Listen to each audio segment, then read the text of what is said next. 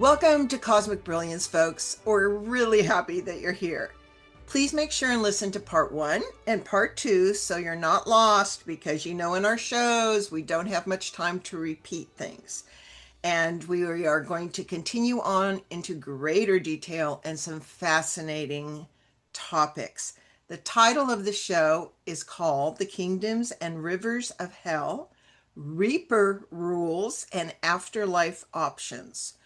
So for part 3, we have our two favorite returning guests, Apollymi Mandylion, Dragon Fae Super Soldier, Celestial, and First Princess of Hell, and Dr. Amir Jahangiri, who holds 7 degrees with all abilities as a Void Black Dragon protector and creator of the Matrix.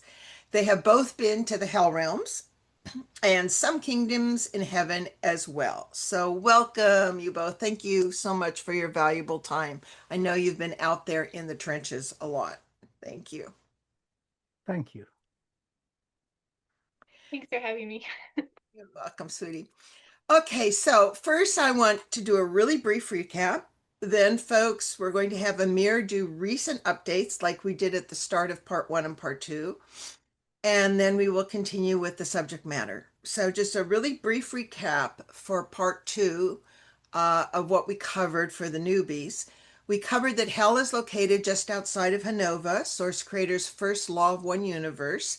And hell, according to Apollymi, was the first thing in existence created outside of Hanova, located at the bottom of the tree of life, closest to the tips of the roots.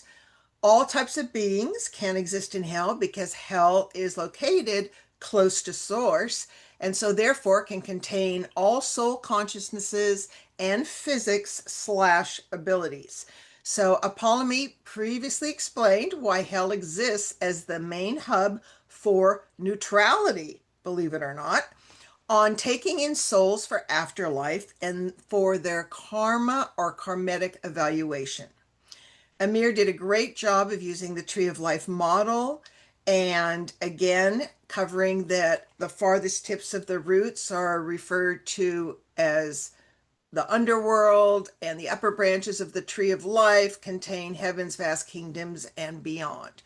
Within one realm, there can be several kingdoms for different cultures and beliefs in one dimension of heaven or a particular kingdom of hell. So heaven or hell are actual dimensions for souls to exist in. There are many afterlife options, which is why Apollymi and Amir and I wanted to educate you on all those choices before your death, so you learn to ask, ensure, and take charge of your afterlife options and future reincarnations. Please know that this series is Apollymi's love, so she gets 80% of the show, and our highly honored guest Amir has been gracious to offer his valuable time and expert knowledge on the subject as time permits. So that's how it is set up. Both guests started part 1 and 2 with absolutely amazing details. You must listen to them. Of a war against source of all that is in mid-April 2025, and current soul auditing that is happening across the omniverse, soul cleansing with divine fire, and they explained beautifully what that was, and that we are on a positive timeline, allowed only an individual ascension focus needs to happen for our soul evolution. So that's your recap. So Amir, would you like to start by sharing any current additional updates from after part 2, what we shared? Absolutely. So first thing, I would like to extend my warmest greetings to our beloved audience, ladies and gentlemen. I hope you're doing really well. Thank you for your time. So probably we're all feeling turbulence and chaos, heavy energies. And you may be rightfully asking, what's going on? What on earth is going on? Well, what is going on is that many beings that have had historical access to humanity are no longer existing. They did not make it out of the divine audit. And so therefore, we are cut loose, we are free. Now, that doesn't mean that the behavior patterns, habits, and cognitive processes in the minds and bodies of humans have been corrected. So, you may have heard the term of non player characters, meaning human beings without connection to spirit, without a soul. They will still go around acting on their behavior that is habitual, on cognitive and mental processes that are habitual. And so it will require the death of this generation and rebirth into the next generation for them to come into a healthy body. Some beings are too damaged and traumatized. There is no going back. The destruction is too comprehensive. And we see this in the world stage with all the war and chaos and aggression and bloodshed and poverty, slavery, drugs, debt, all this nasty stuff. It is coming, bubbling to the surface and being purged. And what is required from us in this moment, first and foremost, is discernment. And there is infinite hope as we see people no longer buying into the mind control that used to work not too long ago. They see it for what it is. And so, right now, please use your discernment, be healthily skeptical, question everything, and use your heart, your brain, and your soul to evaluate things correctly, and you will not go astray. The best that we can do in this turbulent phase of transition is to be sovereign and not be part of the problem. And so, therefore, we are moving into softer times as this poison is percolated out and things will calm down once and for all. We're going through the storm, after which we will have the calm, progressively moving towards the new golden age. This is the most chaotic we've ever been. And so that's a little update for everybody. Well, Message of hope. yes, and so important. And just a reminder of when you were and I were talking, you said people should be seeing the improvement, or shall we say, the baby steps of the golden age within a generation, which is now 100 years, could be 100 years. Is that Yes, correct? yes, absolutely. The souls that would reincarnate by cheating or by the manipulation of the reincarnation mechanism, they're no longer there. The reincarnation mechanism itself has been liberated and cleansed. Many souls will not choose to return. That's natural. Ask any light worker. They say, "Oh, I'm sick to death of this place." Okay, there we go. Case in point. And so there's going to be a gentle decline in human population, in Earth population. First and foremost, this is not a cause for alarm. There's too many of us. Every piece of land is farmed. There's no place left for animals. Where are these poor creatures left to go? And then you see them being purged as they are vermin. No, they are rightfully here. It is their home too. So with the overpopulation being solved, then there is enough for everybody. Things are going to soften, become more enjoyable. The matrix is going to be rolled off. So once those last souls are going to be purged, that illusory matrix, which has achieved this purpose, is rolling offline. No more cray cray, more softness and cheesecake. And we're on the positive timeline as Oh, discussed yes. Oh, to all yes. that. So hang in there, folks, and thanks for all your hard work, especially light workers. Apollymi, do you have anything you wish to add to that?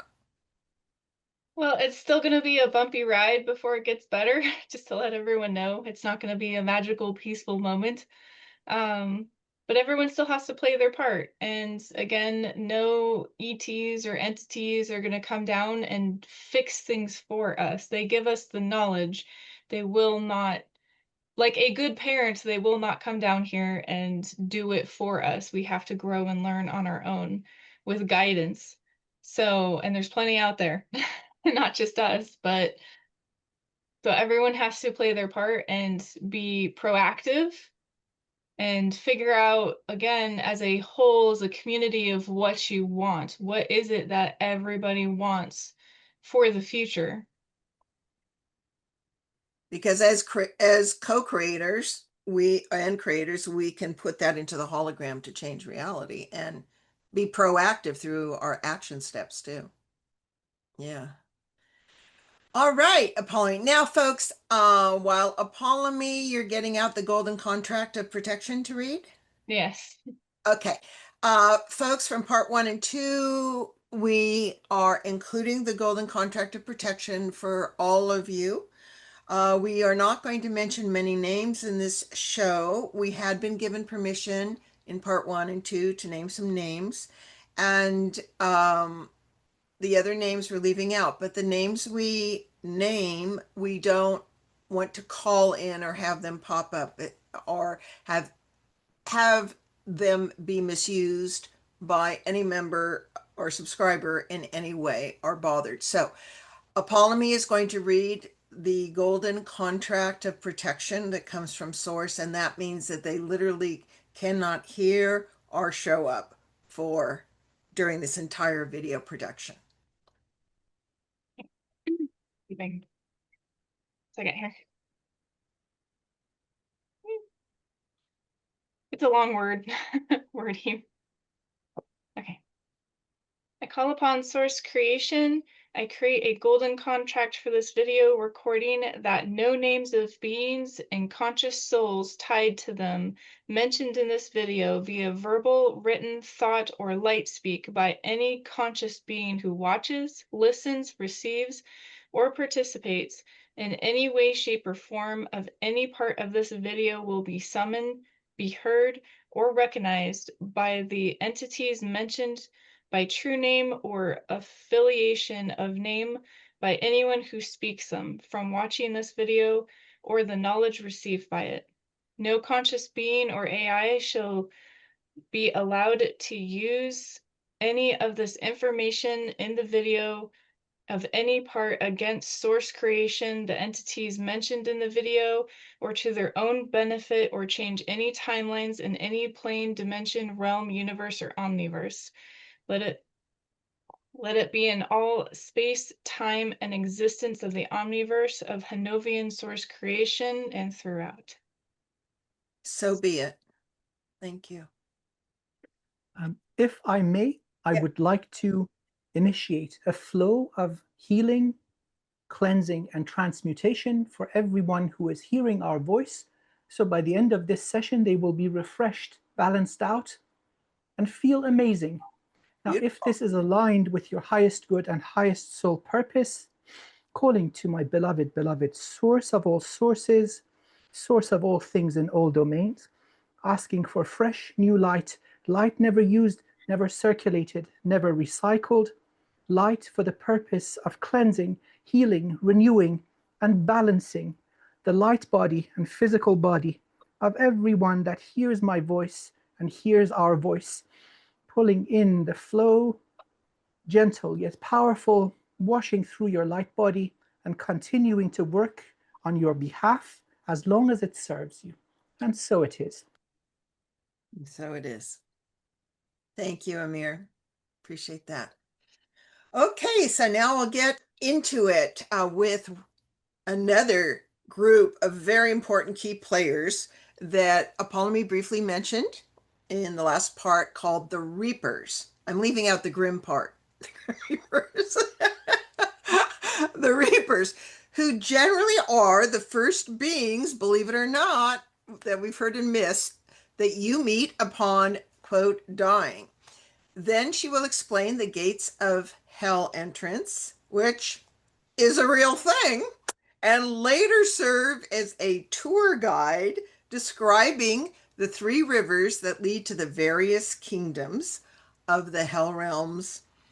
And so, Apollymi, will you please start with who created the Reapers briefly, and then the deep significance of the Reapers, what they do, and how they are needed for protection. Okay.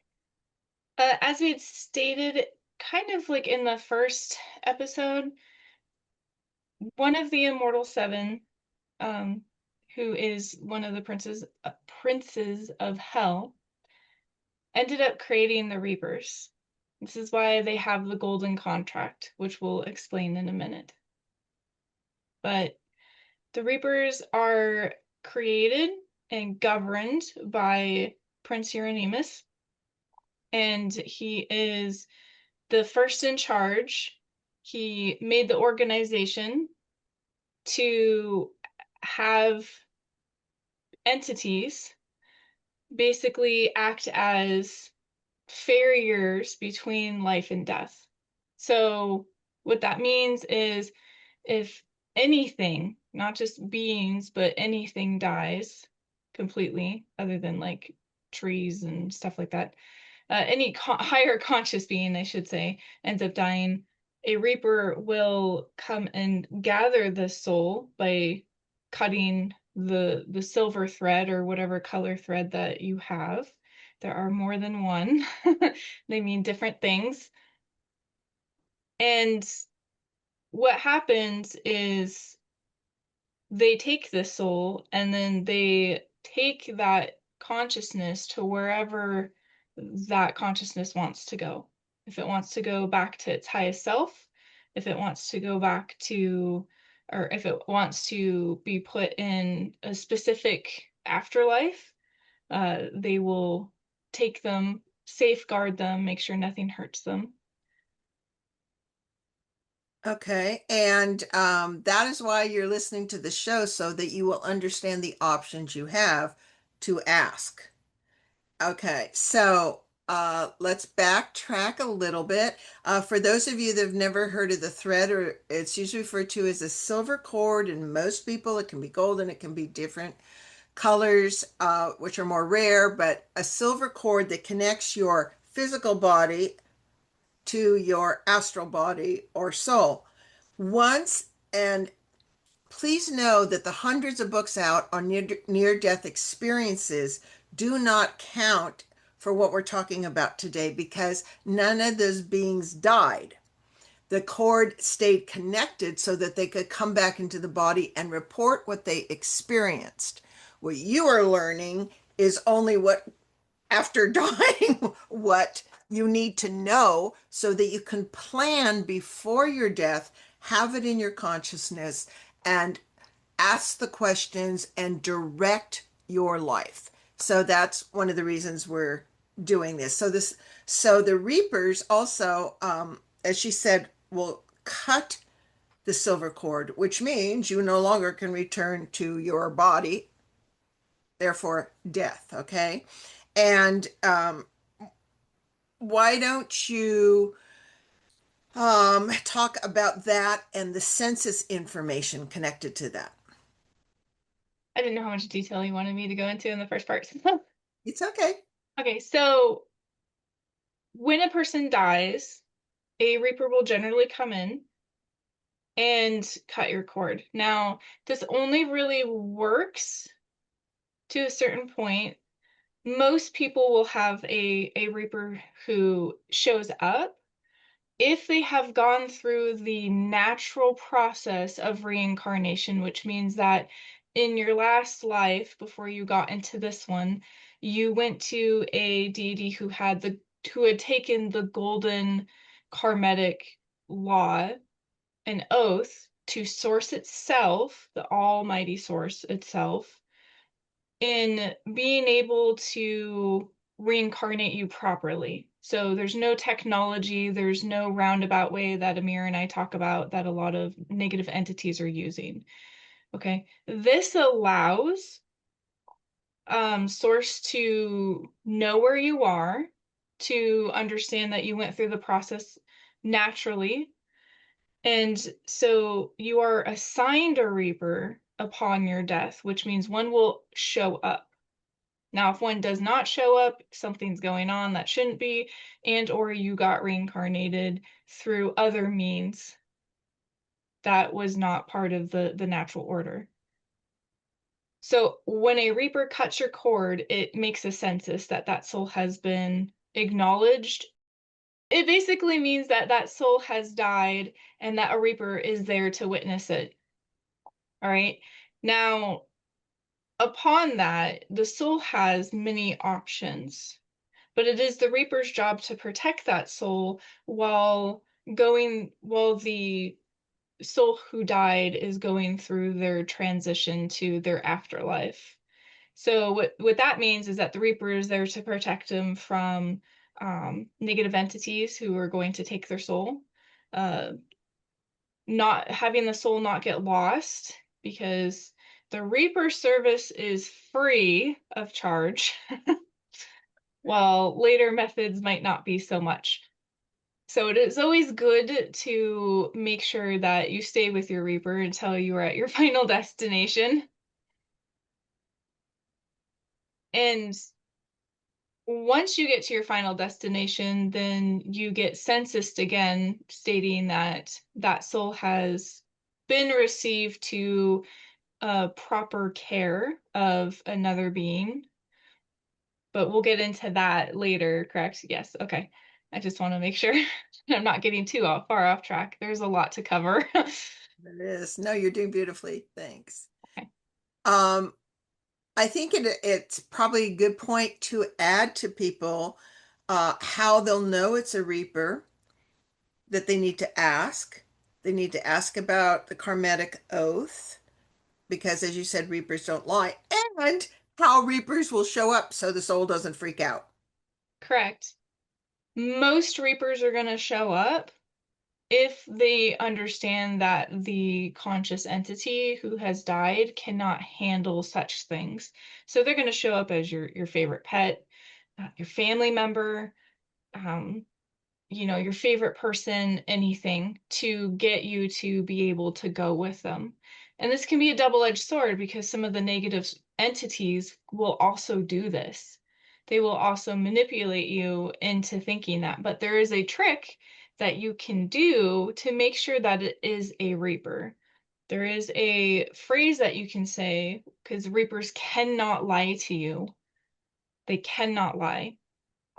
And the phrase basically is, are you a Reaper who works for Euronymous? Because Euronymous created the Reapers. And are you here to take me to my destination? I ask you this by the truth oath of Source. This is another phrase that you can say, because I do believe we gave one earlier as well. So you can say either of these phrases or something along the likes by mentioning Euronymous, by mentioning that the being in front of you is a Reaper and they cannot lie, and mentioning that they are under the oath of Source for truth. And the Reaper will have to reply, and any entity will have to reply, and they have to reveal their true self, especially if you ask for it. And a Reaper will always have a silver insignia on them. Like here? Generally, it can be anywhere that the Reaper themselves, because Reapers are generally actually other souls that have taken a contract to agree to be a Reaper. You get paid and all this other stuff, but we'll get into that much later in like episode 4. So, but they all will have the same marking of Source. So, of one of the immortal sevens of Source. So they cannot lie, and they have to tell you verbally that yes, I am a Reaper, or no, I am not a Reaper, because if they do not belong to Euronymous, don't go with them. Do not go with them. They are not part of the original contract of Source to fairy souls. Okay, and so folks, that's really important. Always, always, always, always, always, always, always, always ask questions. If any being is from the light, they will never get mad at you asking questions, okay? They might get mad at you for asking some questions, but if you ask them for truth, they will not be mad at you for asking who they are and who they originally work for. That involves discernment, you know? Yes. Yes, exactly. So now, yes, Amir. Something that works in all domains, whether you're in a body or out of a body, wherever you end up, it's invoking the name of the beloved source. That is powerful. That seems to be the key to all problems.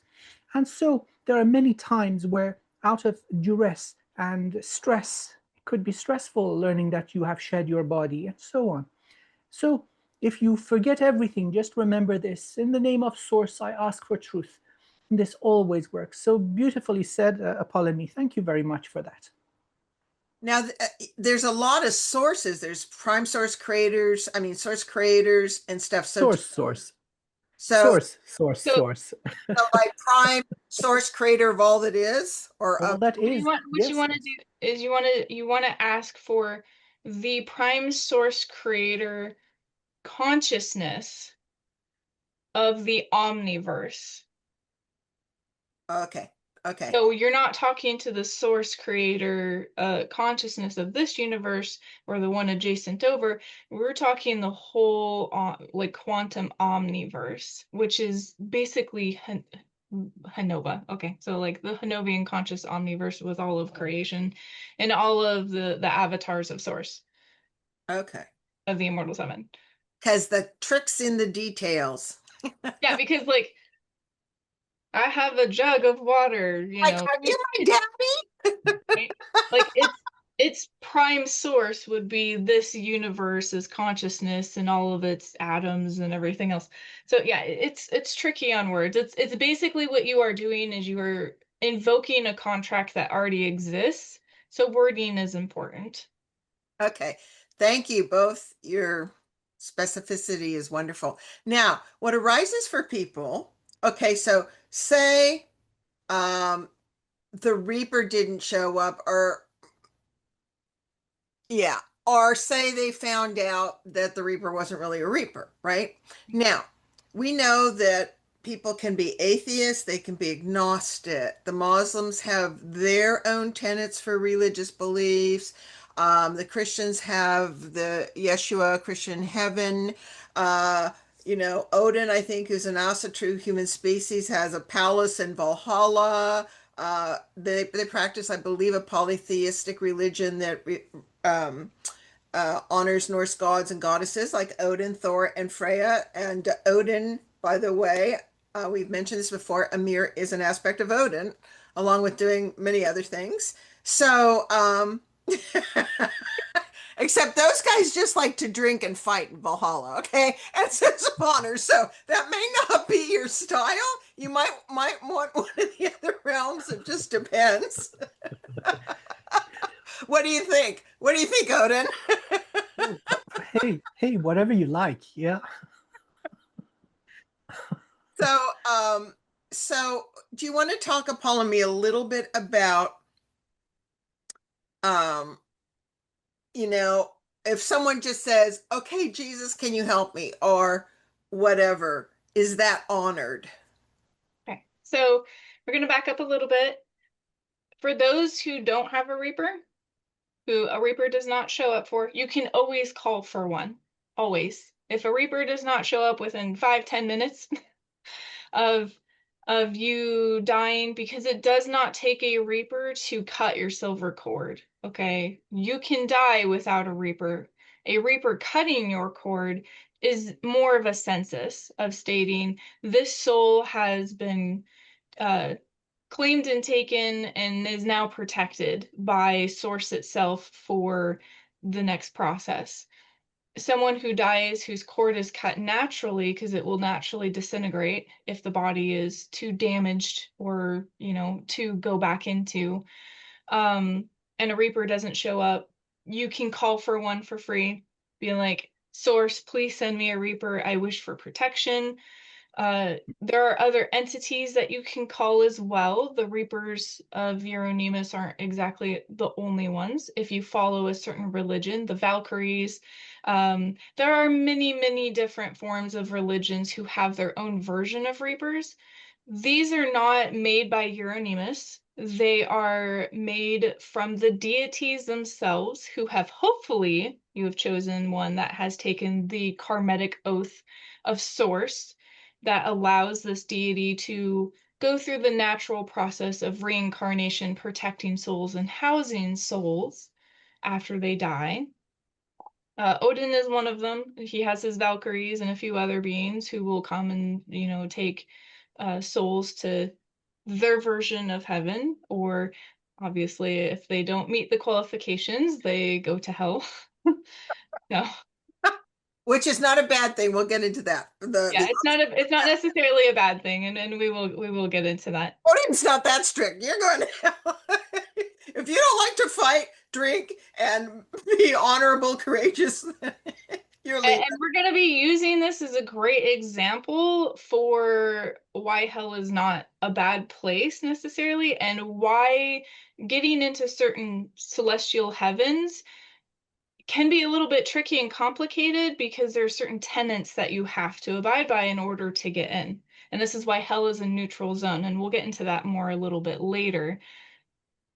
So again, make sure these reapers also from other religions still have to abide by you asking them, are you a Valkyrie from Odin? I demand that you tell me the truth according to source creation of the omniverse of all that there is. And again, those versions of Reapers have to oblige by telling you and showing them their true forms. Okay.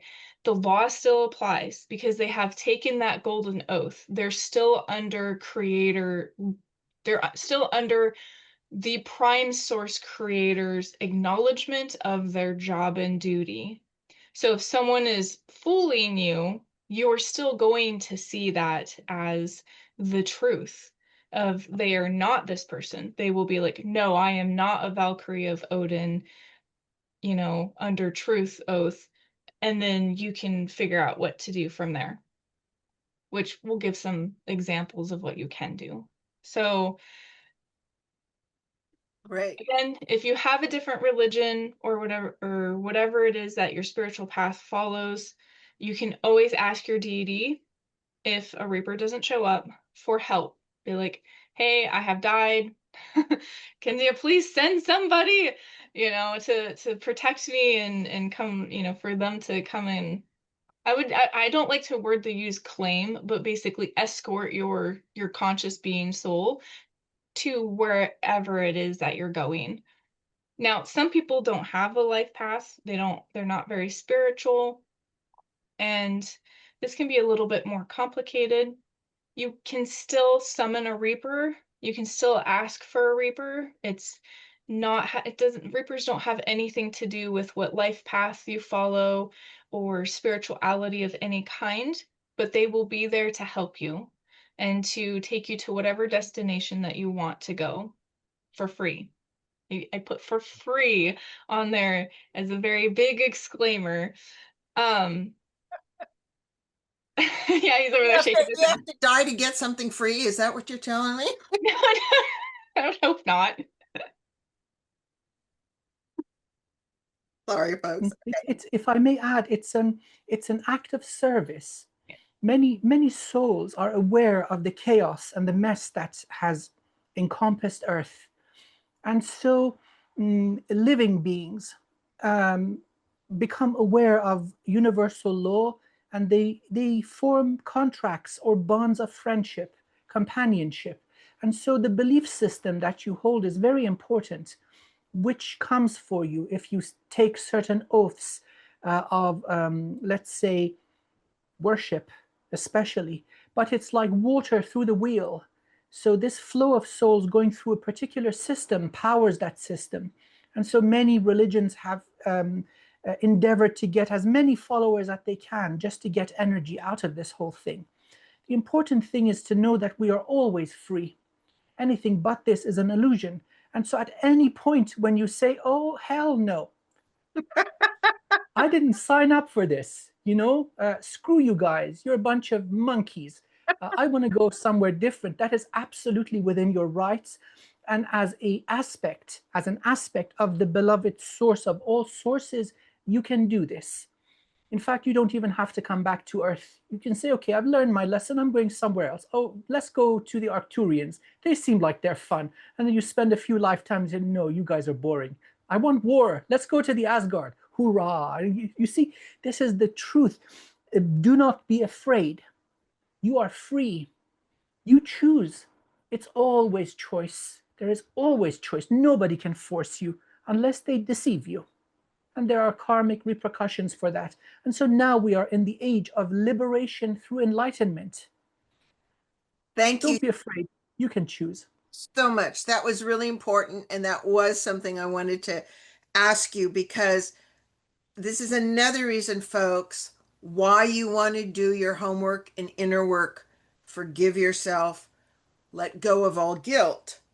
Because when you don't, you can be easily manipulated. Okay. Do you want to talk about that, Amir, a little bit? Of course, it's all manipulation. Now, if you're an asshole when you're alive, you're an asshole when you're dead. You see, I'm sorry for the colorful language, but shedding the body doesn't change much. And so therefore, if if you carry density, your transition is going to be difficult. So attachments to quote unquote unfinished business down here. You want to see who wins the horse races or the baseball game. Well, that's dumb, but many people stick around for equally foolish things. What happens to my money?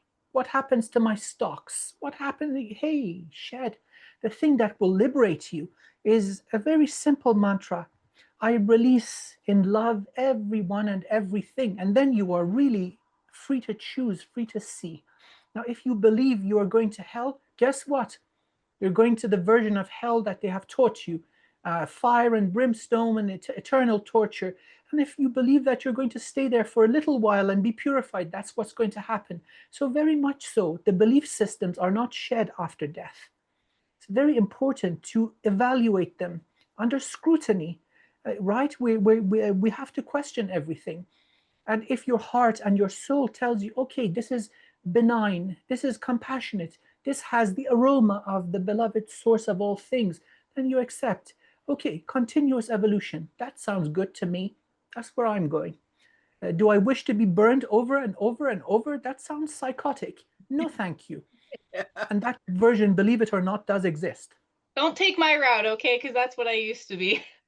Please, please. Cheesecake is Well, so much better. also that the death traps are back and the manipulation and oh, you need, you were back. So, folks, we can't emphasize this enough. Do your homework now, okay? Because that freedom, that cleanliness, it's not about perfection, right? That neutrality, but that wisdom and knowledge will give you continual freedom. But And not if you don't know, not if you don't ask. And go ahead. Go ahead.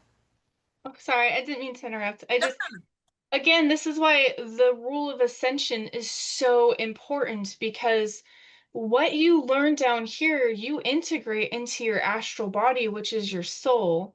And therefore, your soul still has to take on that karmatic debt. Your soul might be a little bit different in personality and attitude. And, plenty of us are like, well, why the heck did I do that? Like, I would never consciously do that. And it's important for you to link to your astral body because when you start ascension, you start merging your astral body with your physical identity down here. So you don't do stupid things that cause you karmatic debt. And then you can start to learn about yourself more and take control of your own destiny of where you want to go in your afterlife. Because once you die here, you still have to pay that karmatic debt wherever you're going. And it could implant like if affect which heavenly celestial plane that you get to go to in heavenly kingdom, or you get to go to various other places, to cleanse your karmatic debt, and it isn't heaven. So heaven is like when you don't have any karmatic debt and you choose to go there, you follow all the tenets that they have set down for their kingdoms. We'll get more into that later, but there are plenty of places who will cleanse your karmatic debt and you take your repercussions for everything that you've done. Some of them are a bit more nicer than others, but it just depends. So it is important for ascension for people to learn ascension because when you're done with that karmatic debt, you still get reincarnated, but you're not getting reincarnated with the Octurians who are decently high above the scale. They're way above 3.5, which is most people on this planet right now. Your astral body, like evolution consciousness, may have only evolved to like fourth.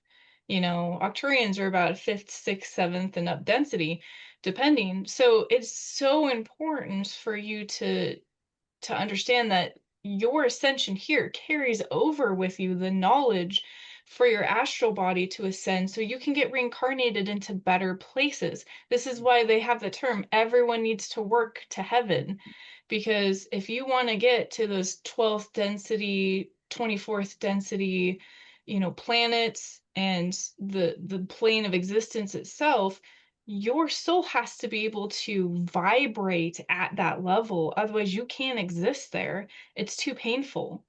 So do yourself a service, do yourself a favor and work on that ascension. Yes, which we've done shows about. We'll do a few more, but we've done the 7 tiers of ascension and all kinds of things. So on our shows, you can find the information that you need. But thank you so much for tying that in so beautifully. That is so, and I just have to add one more thing that seems obvious, but bears needing reminding myself and all the time. Any unfinished business, do it now, because that continues. So anybody who is mad at you, is you having a hard time forgive, do your attempt, go to them, write them, and say, I am truly sorry. Because sorry goes a long way, by the way, rather than the pride. I'm truly sorry. Can you forgive me? And they'll say, probably most of the time, yes, unless they're, whatever. But at least you've done the effort, because everything is known in the Akashic records. Your intention, your motivations, and why. There is no secrets, there's no hiding. So put the effort out. And because a lot of people think it's about being forgiven by others, that's the first step. But the thing, once someone else forgives you, that allows you to forgive yourself. And you not forgiving yourself is the reason your density's low, because of the guilt. Does that make sense to you guys?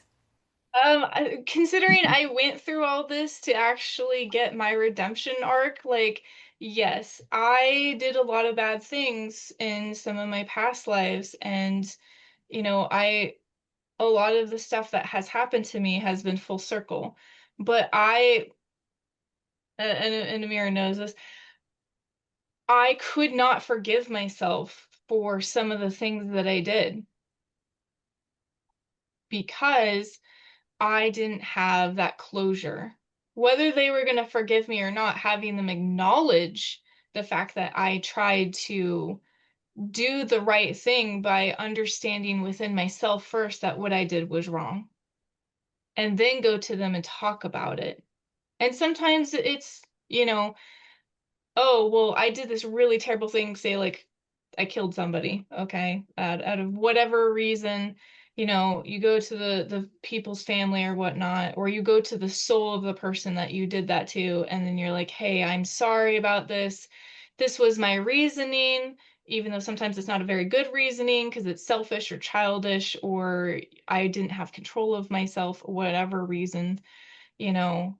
But it's up to the other person to say yes, no, or maybe I need time to figure this out.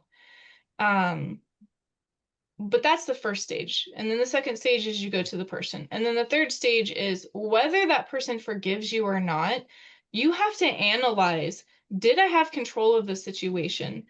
Should I have acted differently? Most of the time, yes, but that comes with ascension knowledge of learning to be neutral. I overreacted in my personal stuff because I was an animal stuck in a cage with no help. So what I did was overreacted instead of looking at it in a different way to take the proper steps to free myself, to take the proper steps to do things differently with a different outcome versus just destroying everybody. So, you know, it always seems impossible sometimes, but there's always another way. And If I, sorry for go interrupting. go Please ahead. continue. Oh, well, let's look at the purpose. of why we come down into this reality. It really is a very efficient, though difficult, way to learn lessons. So that is the purpose. And so we may owe someone a debt of life. So we may have caused their physical death in 100 incarnations. Sometimes souls get entangled in such ways. But then one liberates themselves and learns from it, and through one or two lifetimes causes the ascension of the other. And then all things are forgiven, because that really is the purpose. Once that other soul also elevates, that's okay, water under the bridge. Thanks for the lesson, thanks for the fun.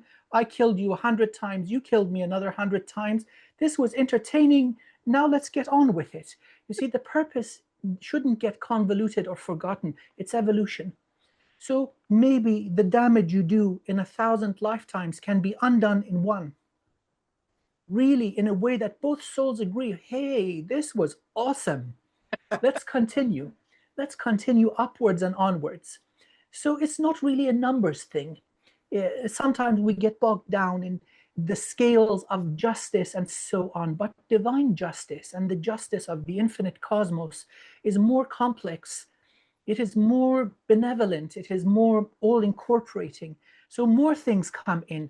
You remember who you are, why you came down here. Okay, you killed me 100 times. That was interesting. I don't want to do it again, but hey, worth it. And so on. So, yes, and we shouldn't be too harsh about these things. Love washes everything away, really. And that expression of love starts with the self. And then once we are full and there's overflow, we pour it upon the cosmos. And so we shouldn't be too strict. At the end of the day, it's all good. Well said. And the emotions, especially if they're not released, of shame and guilt, will densify you. Completely. Like I You can't ascend when you're when right. You can raise in vibration, but you're gonna hit a cap. And that's the problem that a part of me had with this is I always hit a cap. I was always high vibration. I always had a lot of abilities, but because I couldn't forgive myself personally, it's you can't get past certain barriers. And once I hit that point of neutrality and ended up getting my closure, it was so freeing. Like this huge weight just like lifted off. And I was like completely on another level. And it helped my neutrality even more to be like, oh, well, I should have done this like thousands of years ago because honestly, like according to this person, it wasn't that big of a deal, even though I've been torturing myself for eons, literally to the point of tears, you know. So Well, I think like what you both said and Amir also said is it's not about how many times or how long because time's irrelevant in the ever present now. It's about the integration and the sincerity. If you're sincere, that's what we'll get into later, what reformation takes, what right. what redemption takes is the sincerity. And a person can tell whether you're going, okay, I'm sorry just to shut you up versus I'm truly sorry. And that moves a lot of the stuff. But anyway, these are really, really, really important points to work on now, right? Yeah, and so basically what I'm trying to say is if you don't finish your business when you die or before you die, it can really bog you down for not only ascension, but you end up just collecting karmatic points in a negative way because you're torturing yourself, which you're not supposed to do, by the way. Um, learned that the hard way. Uh, because you keep adding on, oh, well, nothing good's ever going to come my way. So why should I act like it? Why should I live my life if this is all that the universe is going to give me? Or you care so much about money or like the specific thing versus having faith in the universe that they're going to be taken care of. you only have so much control over certain things. And so you can only control what you can control. You can control yourself and the abilities that you have, but you cannot control other people. And for some of us who are like, oh, well, I'm just going to hell because, I hit some poor dog with my car and now my whole life is a wreck. So why should I continue to ascend? Because I've already killed an innocent creature. I'm going to hell to be punished. If you believe that and continue your life, I mean, obviously you need to be sincere about doing the wrong things that you've done, owning up to them, and then working to transmute past that in a healthy manner, like Yes. having And the recollection, having the phase of trying to make it right. Just because you do something wrong doesn't mean you can't try to make up for it and make it right. Whether people accept it or not, that's their problem. But at least you've tried, and people will see that. But you have to be legit about it. You can't just be like, oh, well, I messed up, so here's some flowers, It's got to come from your heart. And so, what you just spoke about, this is the mechanism of the divine fire that has been used to balance things out in the cosmos. It's not about punishment or cruelty or vengeance. Every action that may be seen as short sighted or evil or ignorant or harmful or self serving, it is coming from an origin of imbalance. What has caused you to skew off balance in such a way? That is removed. The essence, the whole thing is not evil or distorted. And so that being is purged from the imbalance is purged from the being so they may continue to evolve and ascend. And so once someone acknowledges this, takes in this process of transmutation, whether through fire or through light, makes no difference. That imbalance causing the harm and suffering is gone. And even if there is not forgiveness from the other side receiving the harm, that is okay. At a more evolved level, you may serve them in a way that is worth 100 times that hardship or suffering that they experienced. So it's mutual evolution. You see, when you start from yourself, it has powerful repercussions across the cosmos. You start undoing certain damage, correction waves start going out. It's all here now, past and future. So it is what you hold in right now that is important. You start with yourself, and things will fall in line. They'll fall into your lap for you to do that which is right, undoing the damage. It's all very beautiful when you look at it in this way. So, again, we have the absolute freedom. We're down here really serving each other, although we may hate each other's guts in our short sighted way for a little while. But even those inflicting acts of cruelty upon each other are teaching the other party something, a lesson that we require. What is wrong about this? Hey, I kill you, you kill me. I kill you, you kill me. Who learns first? Who yeah, evolves out of this cycle of death and violence and aggression? That's what we are seeing right now. yes. Certain parties require this. It's ongoing in the world. Just look at the news. People slaughtering each other.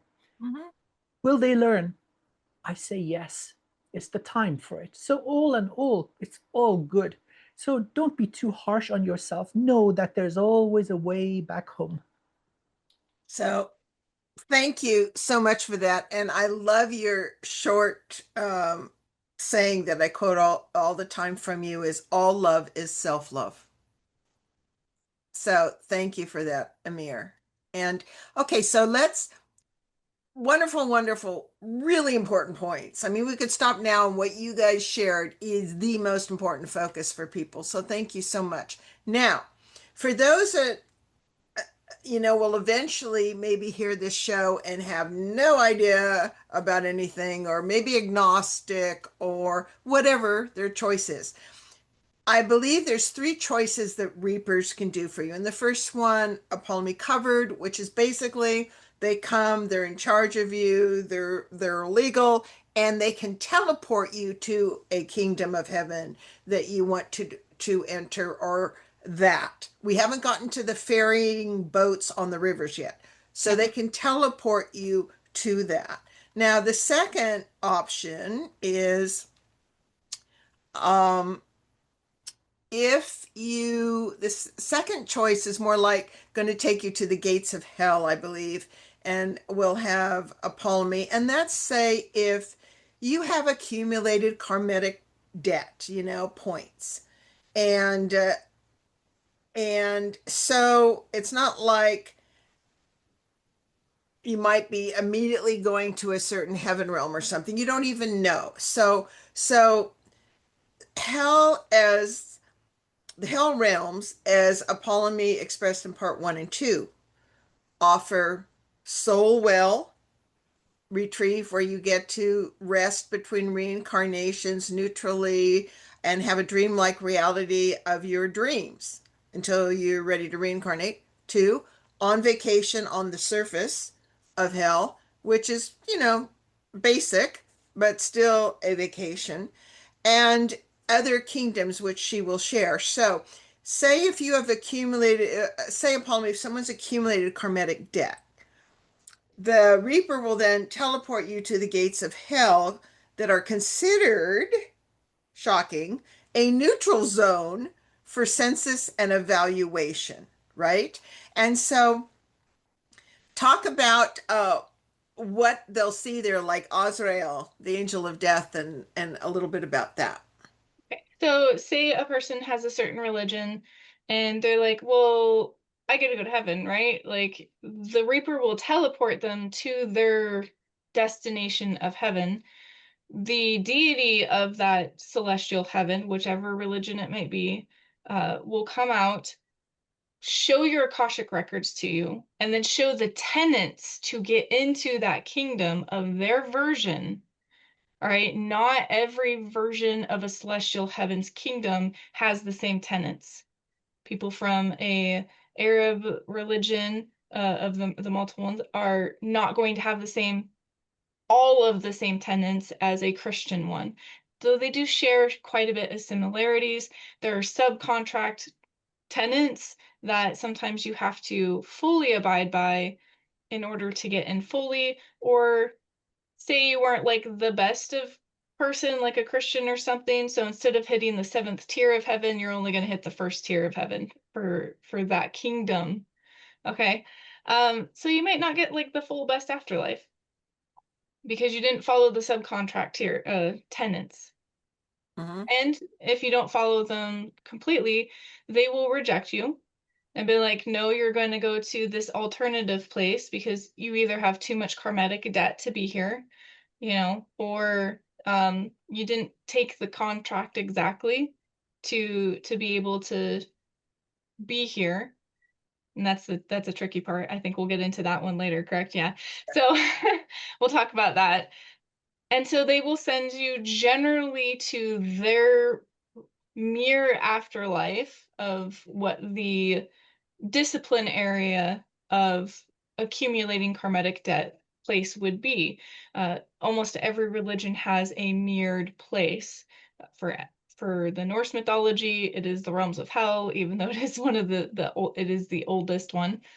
And hell is a neutral zone. So if you don't have a certain religion that has a celestial plane that you can go into, most souls will actually go to the realms of hell. This does not necessarily mean that you have accumulated karmatic debt. Hell does take place, people and souls who are like innocent, and we'll get into that in a minute too. But remember, it is a neutral zone for souls. And so if you are in a celestial plane and they reject you, a Reaper can disappear. It is your right to resummon a Reaper, being like, hey, Source, I need a Reaper to take me to this place that this deity says that I need to go to because I just didn't make the cut this time, maybe next time. And a Reaper will show up, and then they will teleport you to the destination, uh, either the realms of hell or one of the other subrealms of the disciplinary actions. Not disciplinary, sorry, of the karmatic debt cleansing areas. Or you will have to take a boat to travel through the river of death, basically, to go down from the top. The celestial planes are usually between the middle to the top of the life tree, and the river, the death river, runs from, or the Acheron river runs from the top of the life tree and goes all the way down to the roots. And this river we will explain in a minute, correct? Correct. Yeah. So the Reaper will teleport you to the realms of hell. I say realms because it is an entire empire, if you really want to think about it, with a lot of sub-kingdoms and a lot of sub-dimensions that have their own kingdoms. That gets complicated. I'll explain later. And so they will teleport you to the gates. Sometimes there's a line, sometimes there's not. It just depends on how busy of a day it is. You got to remember, this is for the entire omniverse, not just this universe, not the ones adjacent, everything in existence for the entire omniverse that the Immortal Seven have created. All these souls are standing in this line that have to be evaluated and reincarnated. So So bring a good book to read is what you're saying. if you can bring a book with you or something, because you can sometimes take material things with you, I would. You might read it 25 times over if they're really busy, but it's okay. Um, I have to say that,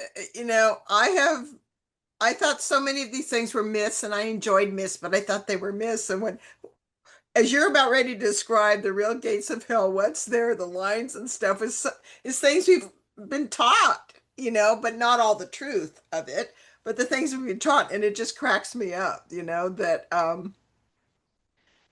happens. So continue. So they're in a line at the gates of hell, and there's all kinds of astral bodies, species, beings, everything. And there's everything from negative karmatic, neutral karmatic, even positive, agnostic, atheist, whatever. They just end up there for a census and evaluation and stuff, correct? Correct. So again, it's a neutral zone. So there are souls of many different types of religion, paths, and some people don't have religious paths. Some souls are just neutral, which is why it's also a neutral zone. And so they're all standing in line. There are guards who walk the lines to make sure that no one's getting bullied, no one's getting mischievous with each other, you know, the residents of hell are not messing with these souls. There is a divine contracts in hell that any soul who checks into the kingdom and who is under the emperor and empresses, which are immortal sevens, ruling and protection, that no souls are to be tampered with by the residents of hell upon death. So it is basic, like for their rules. I'm sure there's some circumstances I'm still learning about them. But usually if you like literally try, if a resident comes over to a soul that is protected, whether it's in the vacation area or the standing in line. And I mean, if you push someone, you're not going to die. Okay, a resident of hell is not going to die if they just push a soul. But if you attack one full on with the intentions of hurting or destroying, that resident will usually get put to death. So there's a lot of Very rules. strict protection there. Yes, Okay. there's a lot of rules and regulations that go into this. So they have guards that walk the lines. There are these massive iron, they kind of look gothic like gates, that have a huge fence line that stretches kind of for miles. And you're kind of in a huge cavernous area. I mean, these caverns are huge. You really can't see the ceiling too much. Because it's all like low lit. It's kind of like a full moon type situation that's really bright with like a lot of campfires around. Like that's the type of lighting that hell usually has. So, there's no like sunlight unless you're in the vacation area on the surface with all the full flora and fauna. And there's guards there, and then there's a huge desk There's a huge black desk that is actually kind of plain. I don't know what is with him. Like I mean, he has a sense of style, but his desk area is like he's got like paper books and paperworks and stuff on it. And Azrael, the Archangel Azrael, um, is the attendant who actually takes everyone's name in for the census when you log into the kingdom of hell. So you walk up with the Reaper, or the Reaper like puts you in line and says, okay, stay here so that you can check in. If you leave, they tell you this, if you leave, we are not responsible. So if they go out of the area, down the pathway of the tunnel where the river meets, because there's a dock there where souls come in from the river and they get on that boat, hell is not responsible for their decision because you have the free will to leave. You do not have to be there until you log in. Once you log into the kingdom, it's a little harder to leave, but um So, so so is the login like a cosmic quantum glass pad or something? Like to have everyone's name, and that gets registered almost immediately, like Lightspeak does, as soon as the cord gets cut, right? Then the so name. when a Reaper cuts the cord, like it's pretty much almost like light speak technology throughout the omniverse. Source knows that that cord is cut. And so it goes into the Reaper census. But that doesn't mean that you check into a kingdom. Once you sign into a kingdom, like, okay, Christianity, St. Peter, St. Peter's at the gate, there's always a gatekeeper, always, always, always. Once you sign in with that gatekeeper, you register to that kingdom, which means you have to follow that kingdom's tenets for karmatic debt for however they do it, which is why it's important to know your education and how the reincarnation process works and everything else. So a soul would walk up to Azrael, who used to be an angel of death, by the way, but he retired from that after the Great Fall and ended up becoming the bookkeeper for Hell's Gates. And so you walk up to his desk, you tell him your name. If your soul got cut by a reaper and you already knew where you were going, just like, well, when I die, I'm going to hell, you know, those kingdoms will automatically have a possibility of where your name might be in the book. If you got reincarnated and said, before you got reincarnated, say I was with Odin before I got reincarnated, and I told Odin, I want to go to hell when I die, or I want to come to Valhalla when I die, they will be expecting you because you are making a soul contract of where you want to go when you die. That doesn't necessarily mean you're going to get in if it's a celestial plane because you have to earn it. But obviously, like going to hell is a neutral zone, so you don't have to have tenants. There is no tenants to get to hell. And that's the biggest thing between a celestial plane of heavens, any heavens, you have to follow tenants versus hell. There is no tenants to get to hell. Even for a very pure soul who has followed all the golden laws, all the golden rules, when you get to that point and you end up going to hell because you have no spiritual path or no religious path, um, we'll get to that part in a minute on what happens to them. And it's not what people think for the most part. So you walk up, they will be expecting you or not expecting you. If you're not expected, he will write your name in the book, and then you will sign it, stating that you are logging into this kingdom and you accept all of the rules. And then the gates will open, and then you will be escorted with a guard to go through the gate. So, To a you know, particular location that you yes. requested. So you will actually go in front of one of the Immortal Seven. Which used to be Lady Hell's doing that. position. Lady Hell and or Euronymous, um, or Mephistopheles, basically. So, and you will go in front of them. You will be judged according to the golden laws of source for karmic debt. And then you will be taken to your appropriate area. If a pure soul walks in and is is evaluated, I'm working on it. If a pure soul goes into in front of one of the Immortal Seven and is evaluated as a pure soul, has followed all of the golden contracts, all of the golden rules, they have they have two choices. They can, well, technically they have three. They can get reincarnated immediately if there's a body that resonates with them, no matter where the ascension level is. Or they can reincarnate into a dimension that their soul can reside, that their ascension level allows. Or they can get put into the soul well if their soul is just really tired, been like, I might be a pure soul, but I went through a lot of trauma. You know, I've worked out my trauma before I got here, but I'm just so tired.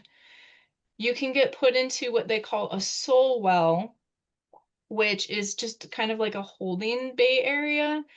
And in there, you will have your purest form of heaven, of your perfect afterlife, basically. Now, if you're a soul that has worked through the trauma, but you're still kind of a little bit emotionally bound, you might not have the best afterlife in the soul well compared to what you could have if you worked through everything. You know, some souls will have a good life, they'll have family that perhaps their kids had died or their spouse had died, and they're still holding on to that emotional trauma a bit, but they were still a pure soul, and they still did everything they could. If they don't finish their business of having that emotional trauma and they go into the soul well, their afterlife might not be the best still. They might have like a dream of having that spouse with them, but it's not real. It's, they know it's tangible and stuff, but they know when they get out, like that trauma is still there. It still carries with you. This is why it's important for you to not have any baggage when you die. Like you just need to transfer and ascend through all of that. And know that soul well is very guarded. It's very protective. No one's getting in to come and tamper with it. There's regulations and it's protected by source itself. Okay. Nothing is supposed to happen to that. And then, which I don't even have access to that. Like, yeah, it's very protected. And then, or other than the soul well, hell actually is kind of a planetoid for the kingdom of hell, not the realm, the overly empire of hell. The kingdom of hell, which is where the souls go, is a huge planetoid, and the surface of it really kind of resembles a little bit of Earth, where there's many different environments. And this place is super protected. Okay. Nothing is supposed to come in and tamper with anything. There's no killing, there's no robbing. You still have to follow all the golden laws on the surface, but it is a vacation spot. Kind of like going to the Bahamas or Mexico. There's not like cell phones or anything. There's no technology that's high up. It's kind of more the colonial eras, but like, you're still going to have a place to live. There's communities that are there. You're interacting with real souls. And some people just go and have a good time. Some people stay there for a few millennia because they like it so much. And, this is the area where they're just having a good time, waiting to be reincarnated. Some people don't leave, you know? So, and, but you have to have clean karmic debt in order to go to the vacation areas.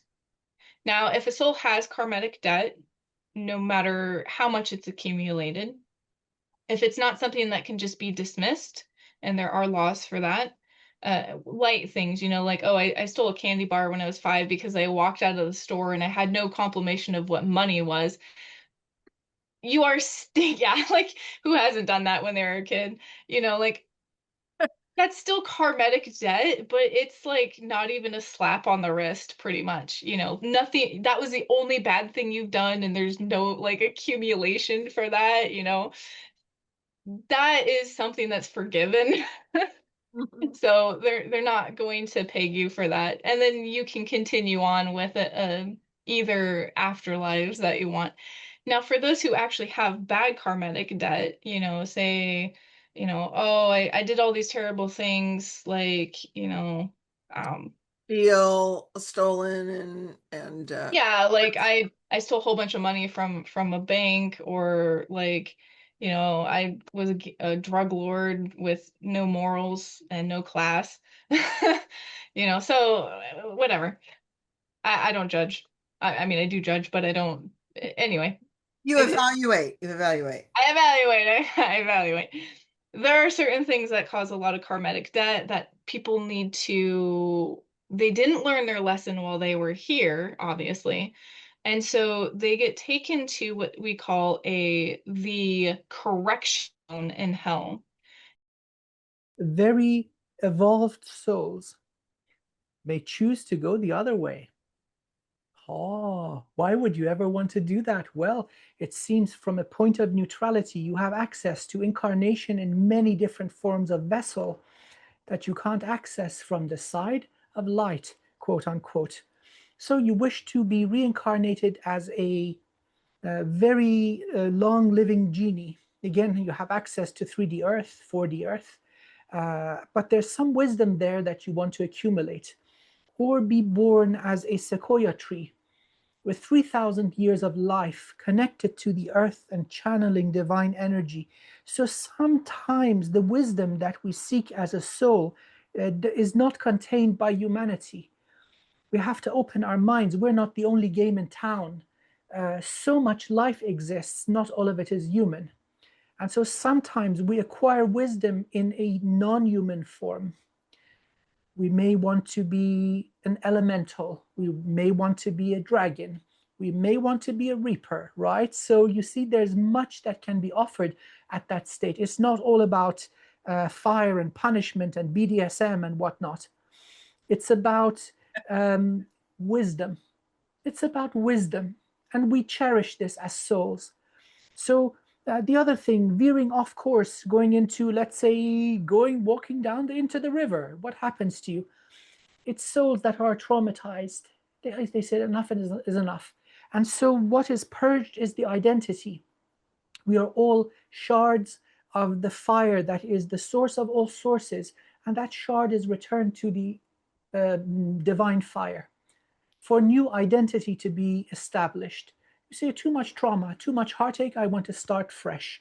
And so by divine grace, you may be given some place, not zero, maybe a new point of start or origination for you to continue this flow. It's like the flow of blood through the body. It goes up and down. Every part is honored. Every part has a value.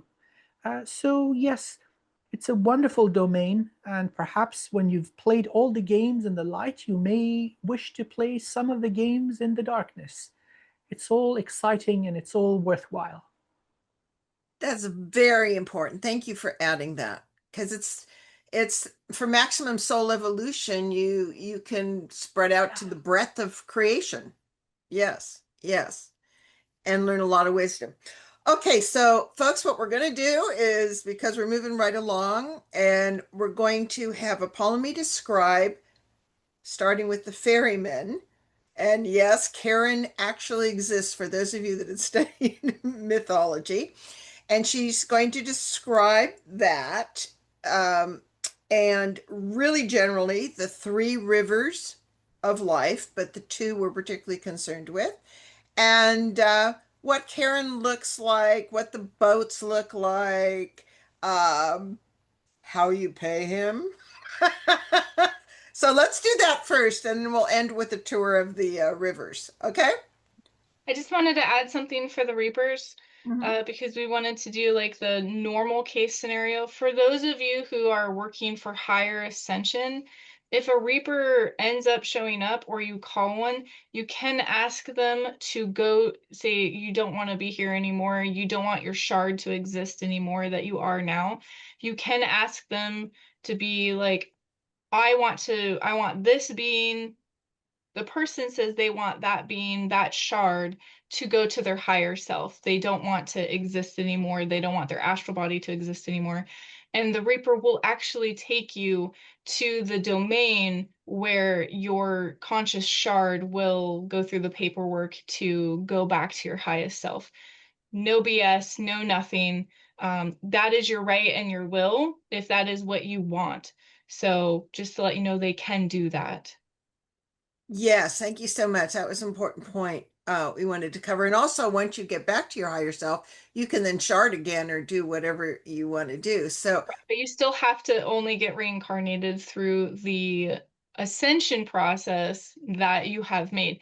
Even though your higher self might be a 25 billion density, when you shard down, um, depending on the shards, like, I can't really say too much because it's too much creator stuff. yeah. Depending on the shards consciousness level of vibration, they can still only be reincarnated through their acts of ascension, if that makes sense. So you still have to ascend in order to be able to comply or to contribute to that for your higher self. Because not every person's higher self is at the same dimension and level unless you're going to absolute source, which is another topic that we'll get to maybe later if I'm allowed to share. Yes.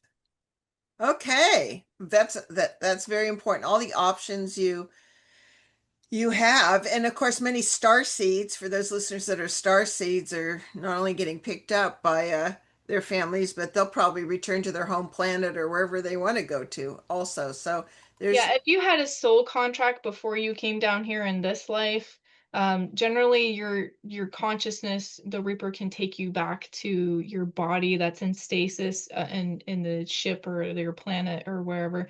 They can also do that as well, and they will protect you.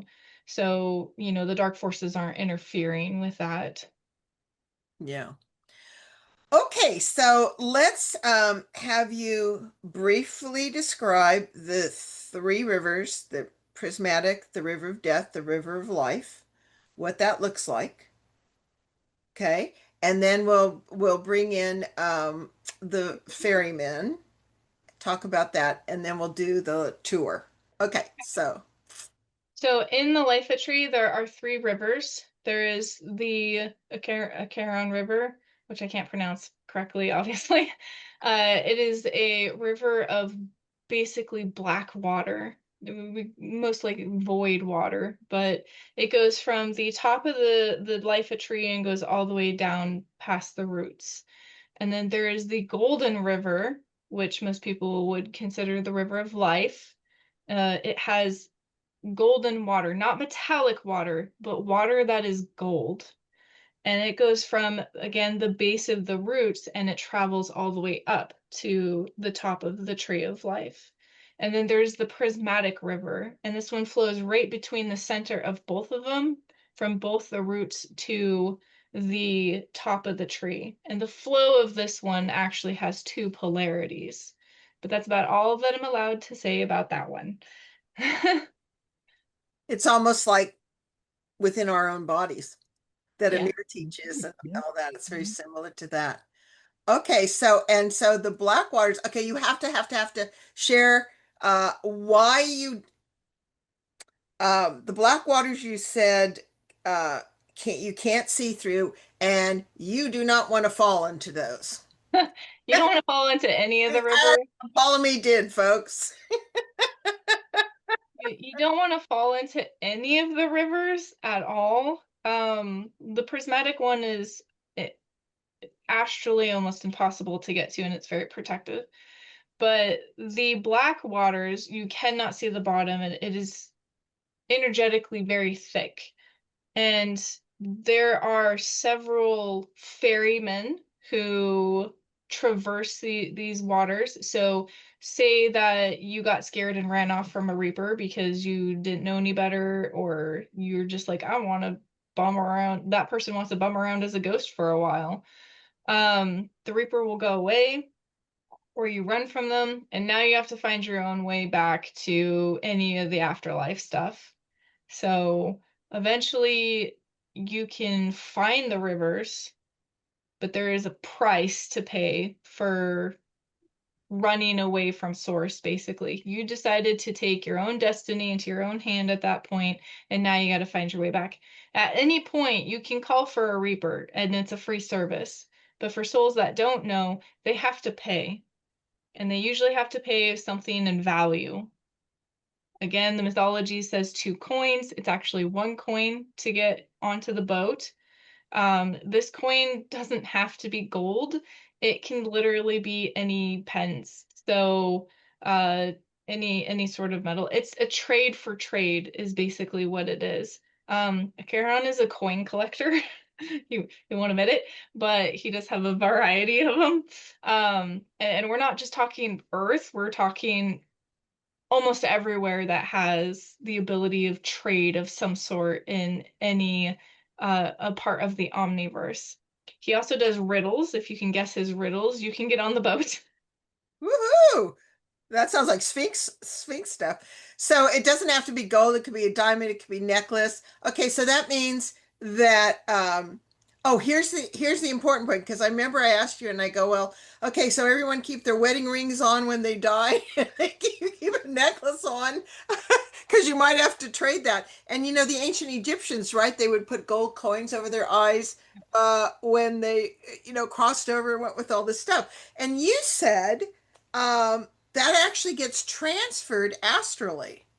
So anything you are wearing on you at that point in time can actually bind to your astral body if it's strong enough. So again, a lot of ghosts and stuff, they will appear the clothing of when they died, you know, or even not when they died, but of their favorite outfit. And so you have the ability, even as your spirit, to manifest this stuff. And you know, it's not going to hurt to keep a couple pennies on you even. Again, it doesn't have to be gold. It really doesn't. And it doesn't matter if you're cremated or buried, it still will transfer to your astral level. Okay, because not everyone's like you where you can manifest out of thin air. We haven't like gotten that one down yet. So either you and I have to die together so I can get your ability, but anyway, okay, you have to this cracked me up so much I fell off my chair. You have to tell me Karen's. Okay, so we have Odin here with cheesecake. We have Mine's cake or we have cupcake. the Princess of Hell with cake and cupcake. Okay, so Karen loves. Reese's peanut butter cups. Wow. Excellent. So there's a bit of trivia. Now, how you're gonna get that astrally is your business. Uranus also likes Reese's peanut butter cups too. So just to let you know. You're who does? Who does? Uranus. Oh, good. And tuna? No. Yeah, and tuna. Okay, so everyone stock up on Reese's peanut butter, and you can just keep paying and go all kinds of places to have some fun. Okay, that just cracked me up, but it's real. Okay, Okay. so when a soul dies and runs away from a reaper, again, you have even if you run away and you bum around Earth as a ghost for 10 million years and you're like, you know what, I'm kind of sick of this place, you can always call for a reaper at any given moment. It is your source given right to do so. Just don't forget that you can do it. Um, for a lot of souls though who don't know, either they have to wait for a spiritual healer such as like myself or Amir, or I don't know if you actually offer that services, to actually open the gate to be able to either call a reaper for them, or to send their shard to one of the celestial realms so that they can get help, to unbind them from here. That is a whole nother thing. Which we can actually get into maybe if you're interested in that, like in another episode, like. Part 4 or 5. Okay. But most of the time a lot of spirits in the omniverse will find the river and then they have to pay their way for the ferryman to be able to board the boat, which looks like one of those. It's just like one of the like Italian boats with the pole. I'll include a picture. Yeah. Yeah, Yeah. it is classic. Uh, Weirdly enough, those boats can hold a lot of souls. But they try not to like overpack everything. Everyone's like, "Oh, the astral's infinite. You can have an infinite amount of something." That's actually not true, and you don't know physics. You said it will fit up to 20 souls, but you don't want to fall over. Yeah, you don't want to fall into the rivers for several reasons. Some of them can give you special properties if you manage to get out. Um, I ended up falling into one of the rivers, and a Charon just kind of looked at me like I was stupid. And I had actually been able to hold on to the pole of the dock and then get out. And he's like, "You're lucky. Most people can't even get out of that thing because there are very strong currents in there. And once you get in, it's very hard to get out, and you don't want to reach the roots of that because there's a very special place at the end of that river where there is no return, um, which we'll get into once we start going to the lower rivers of the Caron River. And those that have listened to her other shows, she talks about silver spiral and golden spiral. So golden spiral is think of that golden, energetic, water-like river ley line energy. Right, It's it pushes like out. a heart pumping, right? Yeah, the golden spiral pushes outward, the silver spiral sucks in. Right. So the silver spiral is the um, river of death, and it eventually goes into a black color according to Apollymi. And because it has a silver spiral with all its gravity and physics, it can it can drown you down to the bottom level where you don't escape, right? Yeah. Well, you escape, but you don't know that you've escaped. We'll get into that in a minute. Okay. So That's once the you, riddle. yeah. So once you get on the boat, you have the ability to get dropped off anywhere that you want along the docks. But I do warn you, be careful of where you are going and where you want to go. Don't get off on a place you don't know. Because you could be stranded there for a while. Anyway, you go down the Acheron River, and depending on where you're at, it's gonna take a while. Like time is kind of wonky always.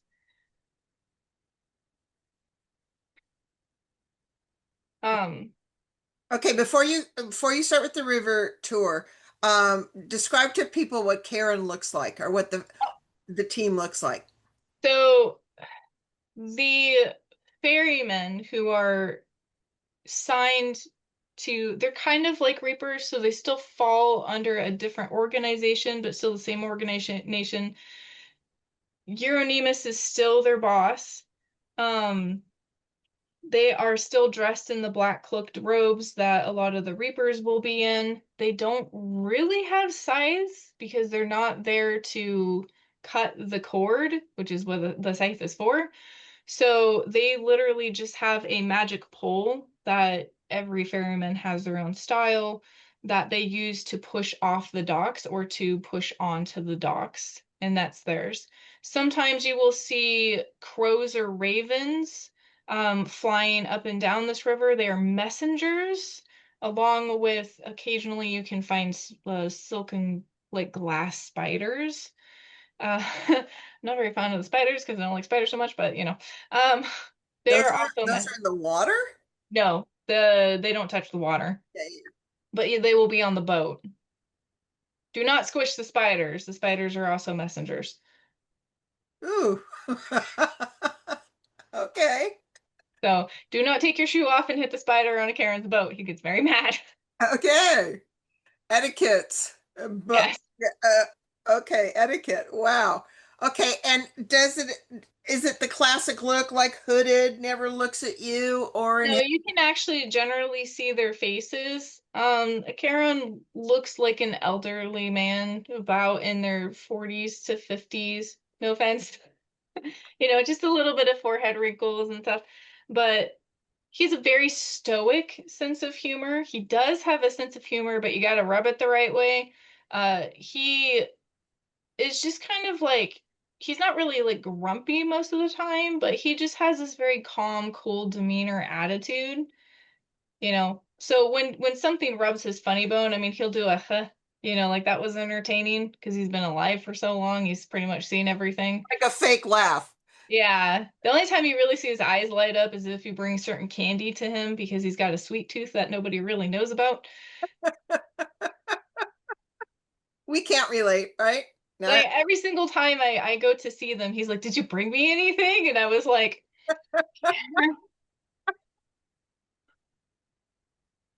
some things never change. right. Okay, so these currents, these energetic water-like currents are moving very fast. So you need to be safe. You need to be taken on the boat. So your two options are the Reaper either teleports you to a place or you get on the boat to Right. go to Hell's Kingdom. Okay. Is there anything before we start the tour where Apollymi will start? Um, the main river is Acheron, and she will continue her talk through. Is there any last general thing that any of you wanted to add before we do that? Don't fall off the docks either. It's the same principle. Okay. The rivers are eternal and they exist at a fundamental level, accessible also from the 3D. And there are certain magical practices which allow you to tap into the river. Now, in a soul form, they are the milk of amnesia. If you fall in, it messes with your memory of self. And in physical form, in correct approach with reverence and under correct protocol and understanding, it is that flow of life. So they have a function beyond the transportation. It is that ebb and flow of life that exists everywhere. Many magicians are aware of these rivers and they have application in Tantra, which goes from pleasure to healing to manifestation to evolution. So mm, I would kindly advise our wonderful viewers to look into Tantra. Many people just think, I don't know what's wrong with me today. Many people think that it is just a mechanism for having longer orgasms. That is not true. It is a flow of life that the body understands as pleasure. And Mhm. so tapping into these rivers will allow you to extend your life quite literally. Mhm. It is life force. And in a soul configuration, if you fall in, it is the milk of amnesia. You're intoxicated and you just flow and you're happy as can be until you get caught by a twig or something. And then comes the process of detoxifying yourself and remembering who and what you are. It is so potent that you become overwhelmed.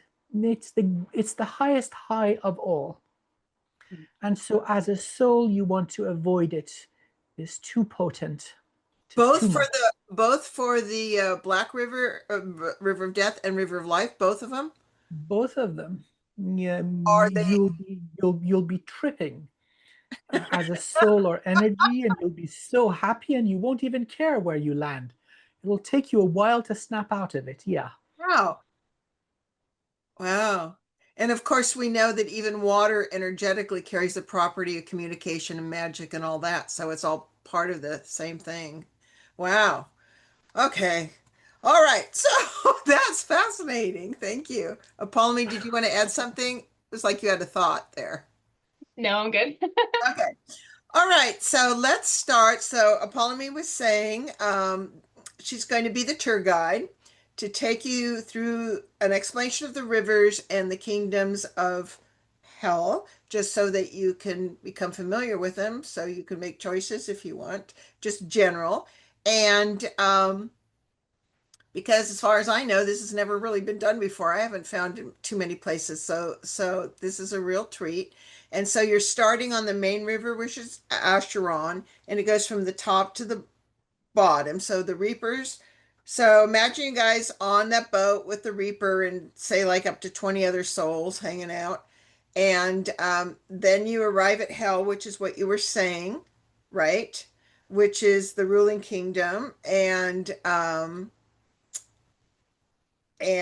also, aren't there a lot of animals and plants and different entities in these kingdoms, like In, Apollymi? in the kingdoms? Uh-huh. Well, yeah, I mean every kingdom. So if people think about, for the Empire of Hell is made of many dimensions, okay? And we're talking like source being the zero dimension. It has everything, every frequency that you could think of. And then when we move up in dimension, I know it's hard for people to understand sometimes, the frequencies become more limited. So they only have a base value of physics that are obtained. And then the more you go up, the more physics you start to obtain. It's like sacred geometry almost. I can't say almost, but so the different kingdoms have different floral, different fauna, different entities, different beings that exist within these realms, these kingdoms, these dimensions. Some of them can only interact through certain elements, like elements of shadow, elements of fire, elements of the fourth dimension of physical matter. So, and the river of Acheron actually runs all the way down through all of these. And so when I go through these realms, you have to understand that this river is a continuation all the way down to the roots. And some of the Hell's realms start about at like the base of the tree where the ground would be and start to go down into the root area. Oh, that's a great explanation. Okay, so the Ashon River then, as you get close to the roots of the tree of life, the roots, it turns into the first river of Styx, Styx, which myths have talked about too. And then you had said the river Styx has an offshoot to purgatory, which a lot of people have heard about in religion. So tell us about that area. Okay. So the closer you get to the river of Styx, the more it's guarded. And there are very large winged cats. There are huge serpents that actually reside in the water at this point in time. You have all of these kind of guards onto the sides of the river, and it's still the same property of the silver spiral. These are just becoming a bit more in shifting in density or dimension, and so certain entities can start to exist a little bit more in these. So the river of Styx is basically the second river that starts to go into the root system area. This is where you start actually entering the empire of hell itself. And the river goes into a straight line, if you want to think about that, going down to the roots of trees. And on an offshoot, when we start getting a little bit below the river of Styx, and it is the river of Styx that um, a lot of these guardians are starting to take hold.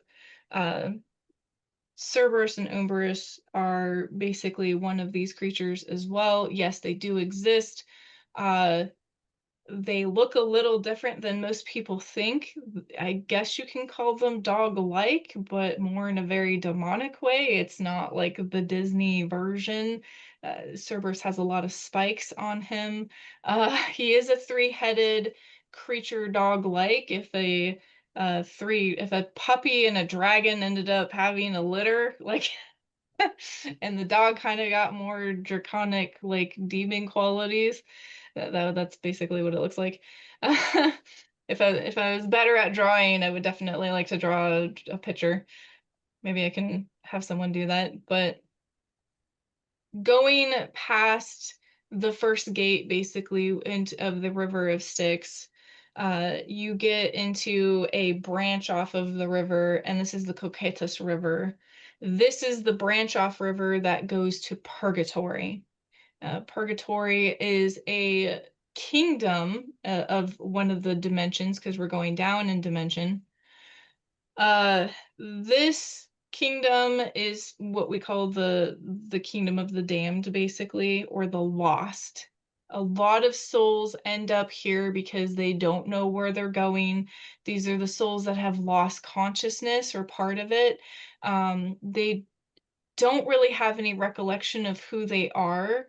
Like a lot of souls who have been so traumatically damaged, who they don't really know their full conscious selves anymore, end up here because they don't know where to go. They don't know where to get dropped off. So either a Charon drops them off here to where they can wander around for a couple thousand years or so, and maybe they can get the recollection and the strength again to get their conscious being to the point where they can actually understand themselves, to have full authority over themselves again. So are they Um, zombies just walking around, kind of? yeah, pretty much. Like if you think about your soul being so fractaled and damaged that you basically have not amnesia so much, well, maybe amnesia, but like you have no, you understand that you exist, but you don't know who you are, you don't know what you are. You've lost your way basically on your self-identity. And I don't mean like having an identity complex. I mean like if someone got into a car accident, got amnesia, and they couldn't tell you what they even looked like. They couldn't tell you if they like cake or not. Unfortunately, certain consciousnesses get this damaged. Um, and so they end up getting put in purgatory so that maybe they just need a little bit of time to be able to sign that contract to get into the gates of wherever they want to go. But without having full focus on that of self-identity, you cannot get into any kingdom because you have to have that free will of knowledge of knowing what you're doing to sign in. And so purgatory is a place for those souls. And some people recover and end up being able to go to the docks. It's a free ride, basically, if I remember correctly, to get out of purgatory to go wherever you want to. This is kind of more of like a safe haven place, you know. Um, So I have just a side question. Thank you. That's fascinating. And this will be for the future part on redemption.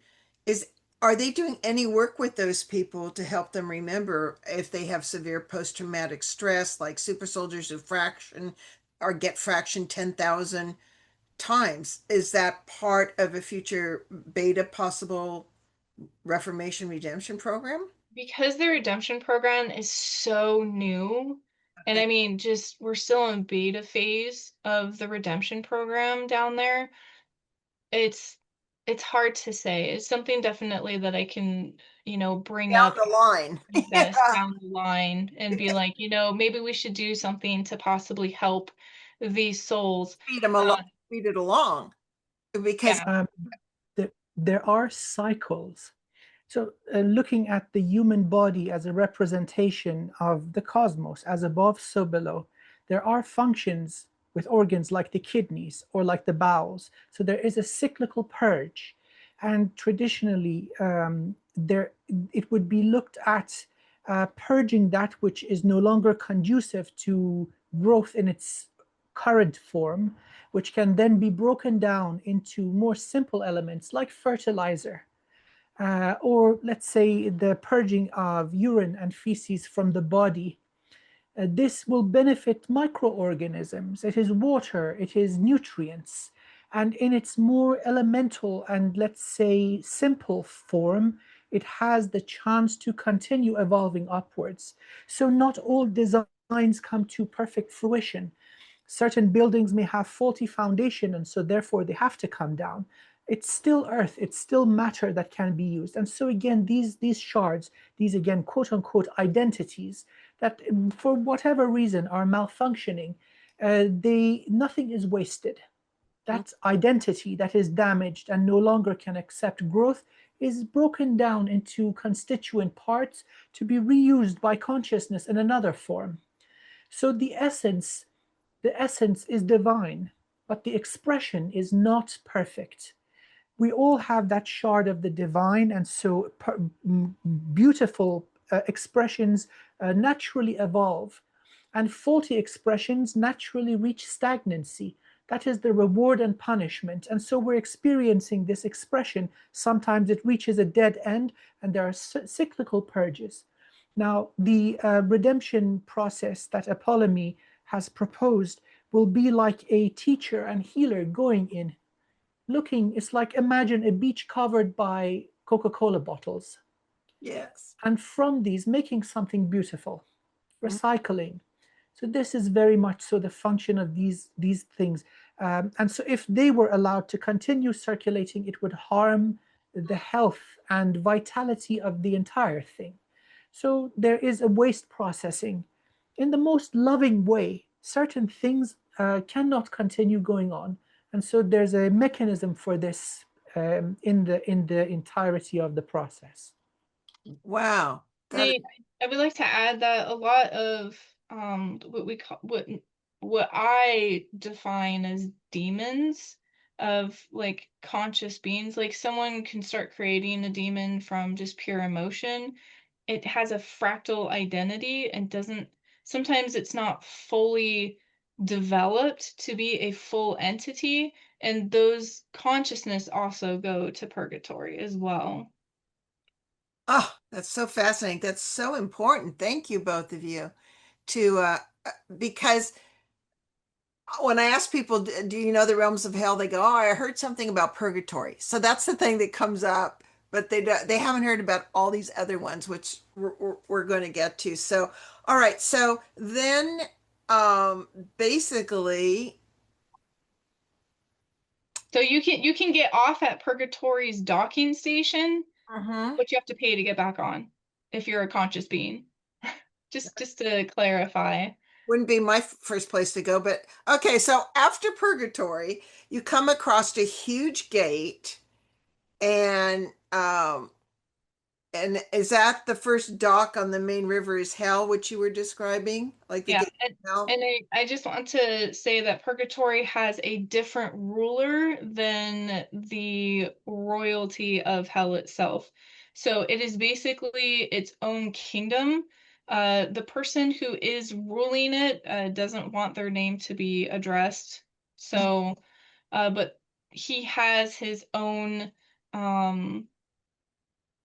category of rules and everything for what he does, just because he's in such a kind of a strange governing area for consciousness.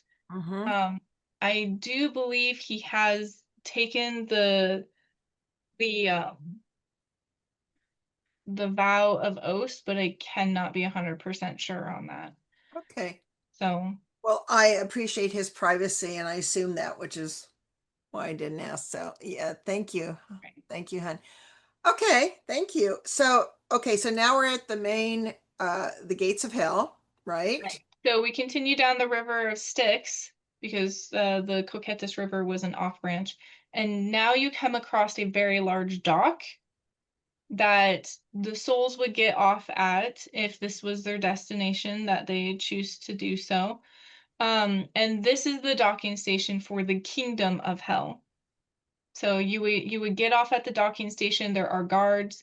They would funnel you through the docking station because it's like the river, and then there's kind of like a large cavernous like opening, and you go through And the environment changes from almost a cool effect because the river is kind of coolish for temperature into the hotter territories because the river will actually flow into the planetoid itself.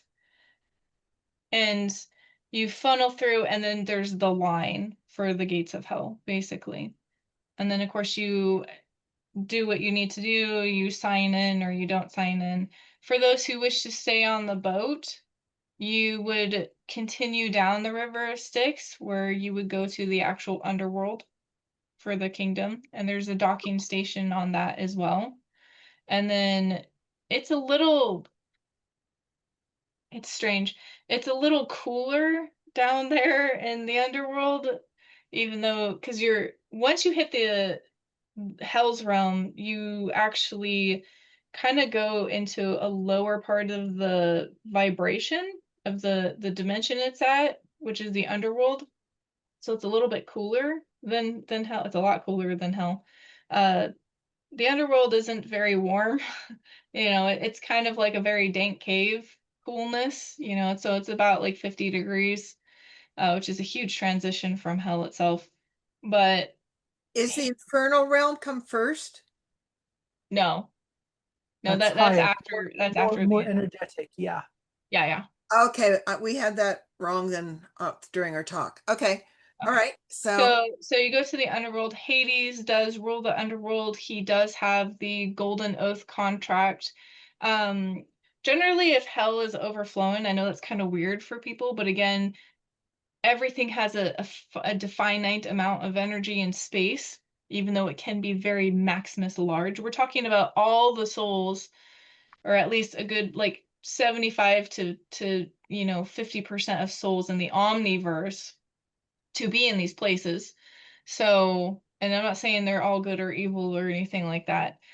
Most of the time, if you have karmatic debt, you're going to the underworld if hell's facilities are maxed out for correction. For correction, not for positive afterlife reinforcement. Um, so the underworld is kind of like an overflow. You're not generally going to find anyone who's a pure soul in the underworld. So that's left for the realms of hell to be with. Um, Hades owns it. He is very stoic, not like the Disney version. He is very serious. He does have a sense of humor, but again, you have to kind of rub elbows with him the right way. Most of the time, he doesn't really like being touched by anybody. He's kind of a germaphobe. So, but once you actually get to know him, he's actually really cool. And I don't mean just because he lives in a cool environment, but he has a lot of interests and has a lot of hope for humanity, but they always seem to kind of disappoint him for some reason. mm, So, hmm. kind of a hopeful stoicism. Oh, well, they keep coming back for the same dumb stuff. Of course, he's disappointed. Like again, come on, dude, please give me a break. I know how he feels. yeah, really. A lot of us can relate, right? Yeah. And it's also Cerberus is also his dog, really, his three-headed dog, and so is Uberus, isn't it? Are Like a lot of people claim that Cerberus is his, but honestly, Cerberus and Umberus have puppies. So literally, like a lot of royalty members kind of have their puppies. So it's kind of, like Cerberus might be his, but we actually have quite a few. Same with Fenrir. Like I want to take one of those to the dog park just for reaction. good socialization is a must for these puppies. Can you imagine? Okay. So, way to go, Hades. Okay. So, now there's other underworld locations, right? Like something called Dot and Tartus and Tartarus, yeah. yeah. Yeah, those are more located kind of on the same area as the Cocytus River. there's other branch offs that you would go down that branch off of the river, and there's several different kingdoms. So, And are they known for anything in particular, or just other kingdoms you can hang out? well, Tartarus mainly is a prison facility for those who are not so much souls per se, uh, not for those who have died anyway, but just for souls who have um committed wrongdoings enough to get any of the immortals' attention. And actually, Tartarus is below the underworld. It's very isolated, very cut off from just about everything. Very hard to escape. Did it in 15 minutes, but it's hard to escape. Uh, Okay, and Doubt, D-A-U-T, is that another one? yeah, that one is off the Coquetus River. Known There, for there are several different kingdoms from all sorts of religions. People have to understand that a lot of religions that are here on Earth were actually from up in space originally too. So, and not even just in this universe, but like from a lot of other universes. When we get to the Golden River and to the higher heaven universe or heavenly realms, they're going to find the same thing. As above, so below. They're kind of in synchronization with each other. I have found that true with everything, which is why as you know, my interests are, you got to understand the top and work down so that you can Yeah, we're understand. going from the down up at this point. Yeah. Well, it's we're going to make a recipe in the middle somewhere. Well, in order to understand how a tree grows, you got to understand the root The system roots. first. So, Exactly. Exactly. Okay, so then after that area, then you mentioned the river changes dimensions to a lower dimension, and now we have, I can't pronounce it, Phlegethon River, or the dimension. I'm going to murder it. How's it? so the river starts to heat up at this point, and we're past Tartarus at this point, and it starts to change color into a more fiery red.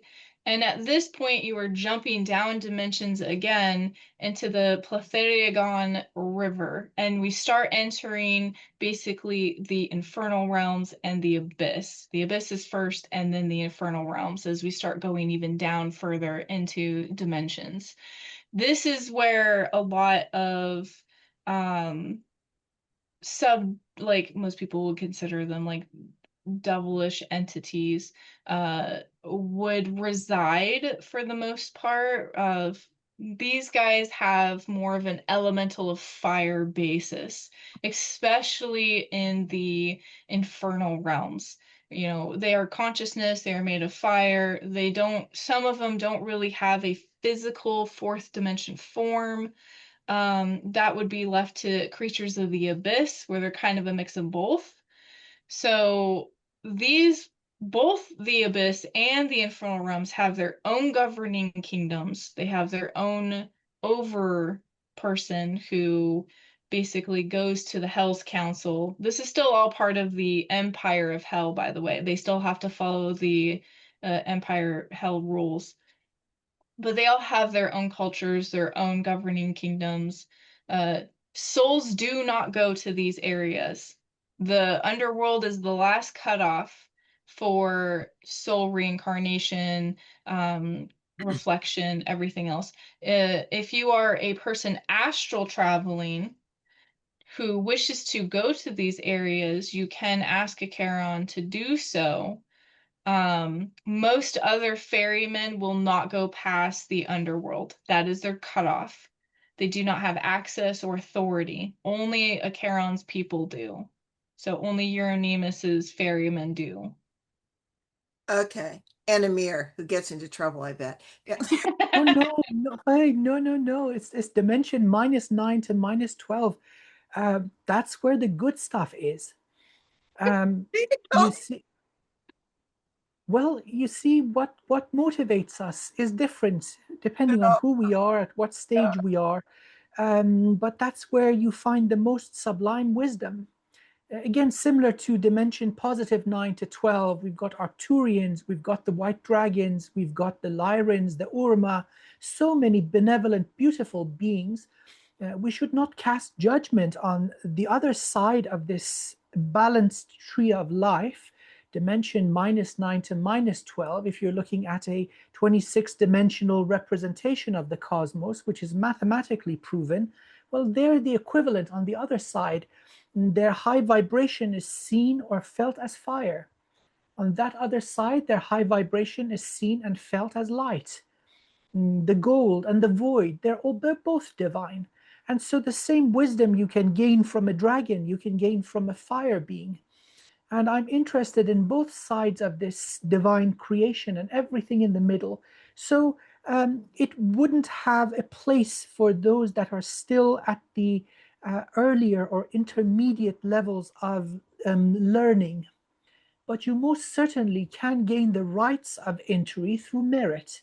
The same way that Apollymi beautifully described that, let's say, heaven kingdoms would have their laws in order to admit someone. This is also true on the other polarity, that there are rules of entry. So they don't just allow you in, it would not serve you and it would not serve the realm. But if you're looking for sublime wisdom, that which is basically descriptions of the beloved source in another dimension that is highly refined, it is beautiful. Yes, you can find things to do there, I think. Well, and you Enough helped said. in the private show we made public. You helped heal a lot of those fire elementals, I just returned the favor. There yeah. was a recognition of the soul and what it was and who the soul was. They healed my light body and physical vessel, purging PTSD and depression. Mhm. It never returned, by the way. That's where I discovered I love cheesecake, which is the innuendo for so many things. But yes, then I remembered the same laws apply to angelic beings and beings of fire, so both refined ends of the spectrum, and also applies to humanity and every other being in the middle. So there's unity. It's all beautiful. And mutual And so all respect. Mutual. mutual respect, good manners, compassion, these take you a long way. So Karen, the boat dude, you give him a really, really saucy joke and make him belly laugh. Oh, he'll give you a ticket to go wherever you want for the remainder of time. You see, there are these clever ways of bargaining, or you can take a Ptolemy's approach and remember to take him the energy of, let's say, something sweet and delicious. I don't know, some kind of candy. I'm not sure what he likes, but we can experiment. The Reese's Um, peanut butter cups is what he likes. Peanut butter. Hey, there we go. Peanut butter. Seems peanut butter works in a lot of domains. So, And people have to realize that a lot of the stuff from Earth isn't really around other universes. The universe I come from doesn't have wheat. They don't have cake. They Mhm. didn't have cake until I brought it back. So, Yeah. and it's absurd to people that how does that happen, But it's just like, Well, welcome to the trade. yeah, And exactly. everything else that opens up with the whole galactic, you oh know, yes, yes, yes. trade. So the last seven, I mean the 5, 6, and 7 are the fiery abyss, the shadow world, and the void, which you both know a lot about. Uh, Right. So, okay. no, go. So the fiery abyss you were talking about that. What I remember is that the souls that are there usually have undergone some heinous acts, according to the law of one. Is that true? No, souls that are going to have any karmatic debt cleansing will never go past the river that hits the underworld. Oh, okay. Never. No soul that is going through karmatic debt will ever go past that.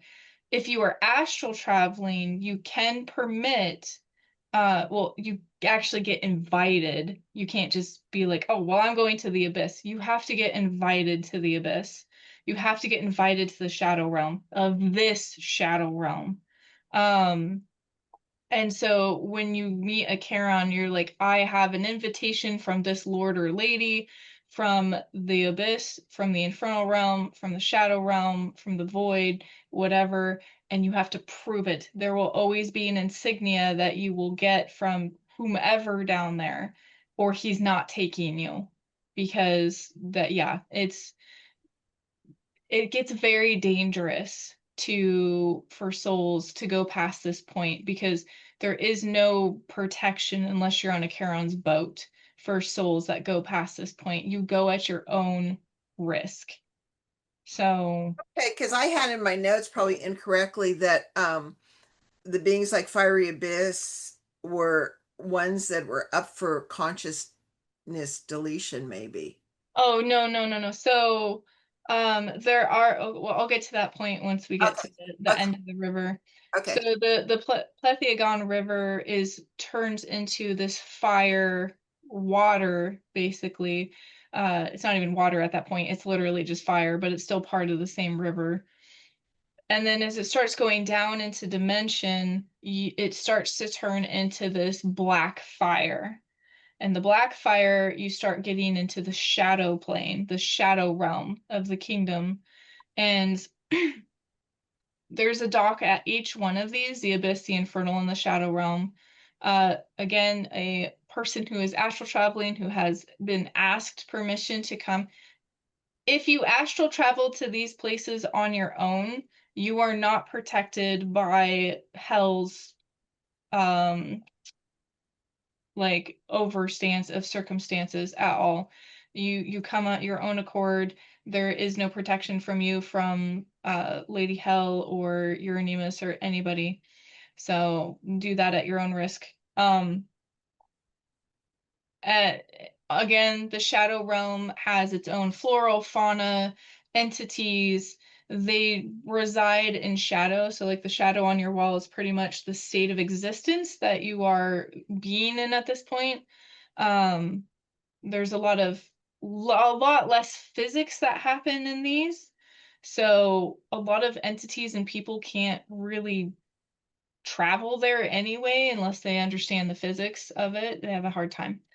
Um, they have their own kingdoms, their own rules. Hmm?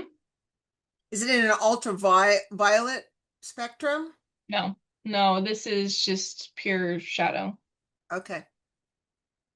Hmm. And then as you go down even further, like we're back on the river now. As you go down even further, the black fire turns into this like massy black liquid almost. And it literally has like this weird shimmer to it. Ugh, sorry, brain. I hate astral traveling sometimes. Anyway, Because you go there immediately, right? I do, and I'm like, I don't want to touch the river, and Amir might have to come and get me. Um, make sure I don't touch the water. Not that I haven't come back before, but it's a pain in the butt, and I don't like it. There's a lot of paperwork.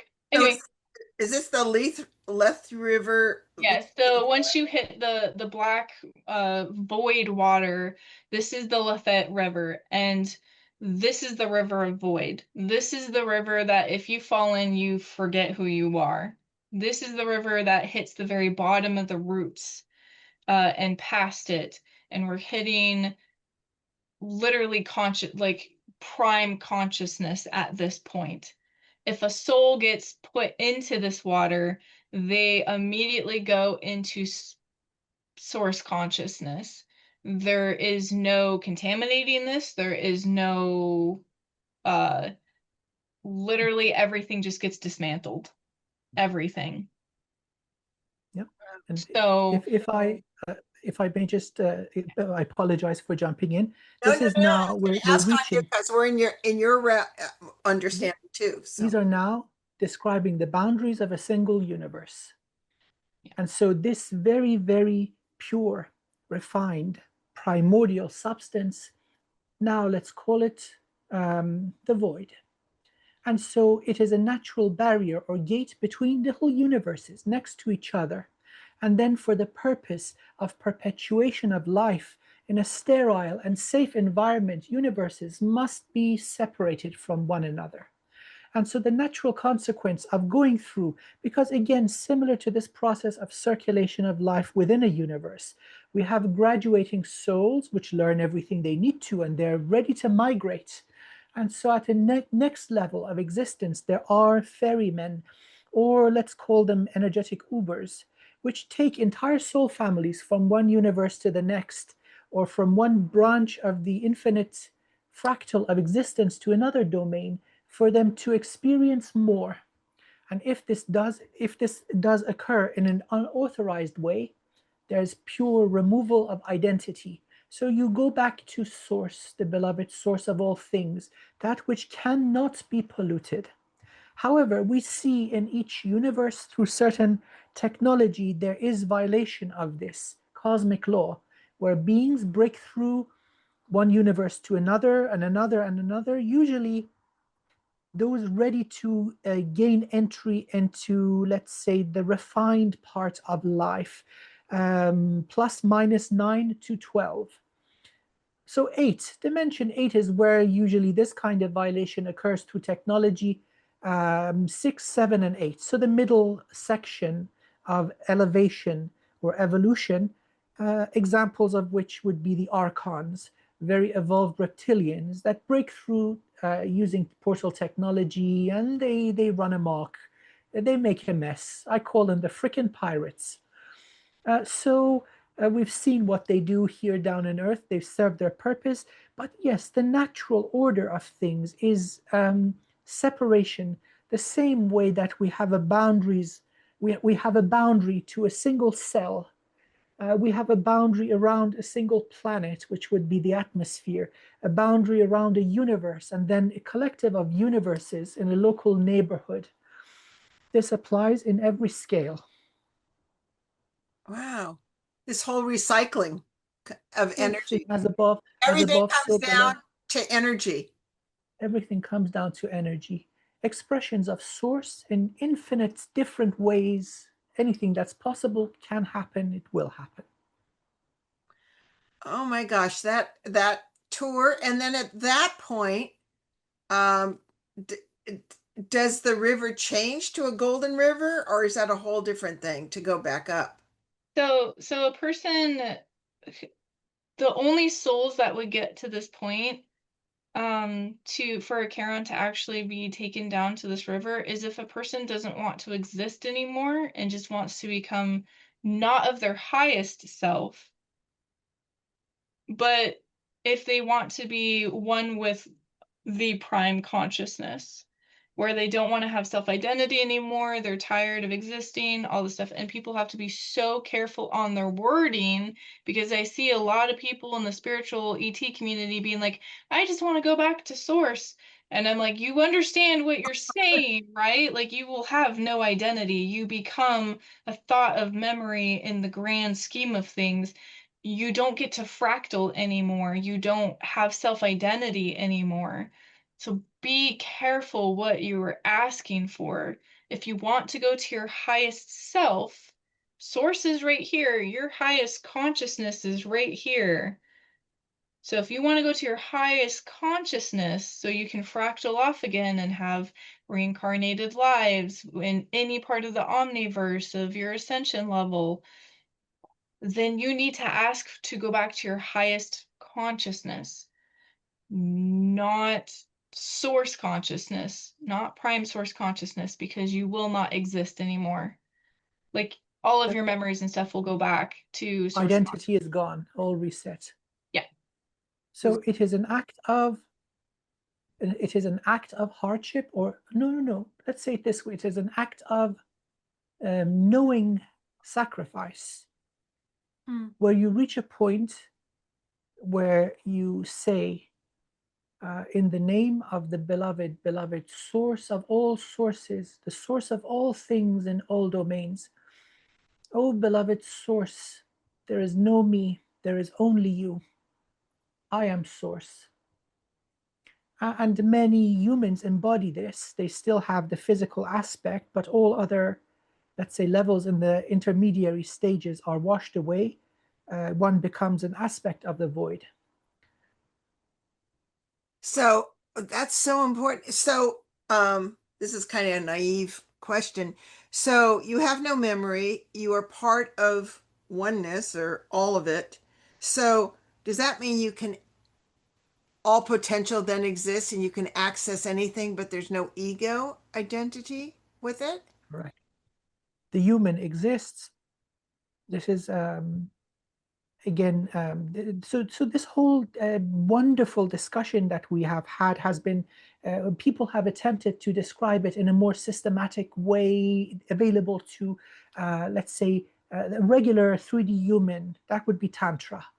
So what Apollymi's been describing is a multi-dimensional understanding of the rivers, the flow of consciousness. What results is the washing away of identity. You acknowledge that you will be washed away, but you already know that there is no you, there is only source. So it's kind of a catch 22. And so embodiment of the void does have an effect on the physical memory also. You remember very little. You're constantly downloading. You remember no faces, no names, no grudges, no history. It's all been eroded in the presence of that form of vibration. And I've noticed that in you as a void dragon protector. I don't remember what I ate 20 minutes ago. I'm not a void dragon, and I still don't know what I remember what I ate 20 minutes ago. That's the effect. That's the effect. So there, if you, it's always an act of gentle balancing. How far down this line of evolution you want to go, because certain boundaries of identity are restrictive. I cannot accept that I'm just this. It is not just this. There is more to us. And the more of that you accept and embody, the less of this can remain. It becomes an honored, noble vessel, giving you an anchor in 3D reality. And that is just it. And is that a great loss? Absolutely not. You remember past lives, and what do you remember? Do you remember grudges and stuff? No, it's just peaks of love and compassion, uh, sublime wisdom. And so if you have access to it all in one go, incarnation, reincarnation, whatever, yeah, it doesn't really matter. Ah, thank you. This is a wonderful way to end part 3. It's been amazing. And thank you, both of you, for sharing your firsthand experience in this hard to obtain truthful knowledge, and Apollymi, all the work you went into for preparing the details. I so appreciate. And we will be doing part 4, where we'll get into some exciting news about progressive and more supportive reformation and fun stories and different things like that. Because it appears that all of life right now is going through cleanup, evaluation, and reformation. And so, if we can look at it that way, it's an exciting time. And so, Amir, do you want to share where people can contact you? And by the way, folks, one of the many things he can do fast, efficiently in his car wash sessions is he can remove post traumatic stress from you, which is a big deal on this planet. So, I just wanted to. Well, thank you so much for being so gracious.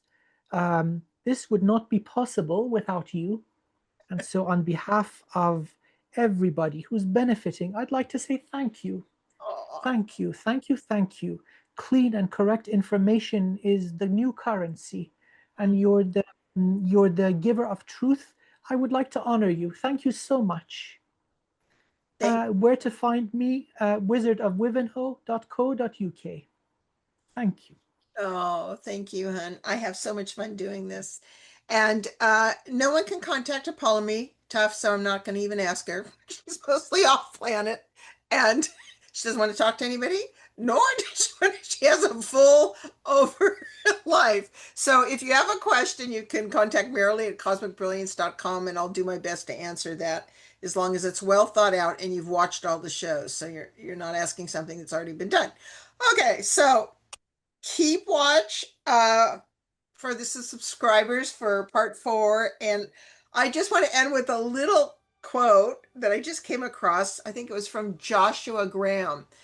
It kind of matches. It was, I survived because the fire inside me burned brighter than the fire around me. And I thought that was a courageous metaphor for conscious evolution. So thank you so much, you two, and onwards and upwards, friends. Take care.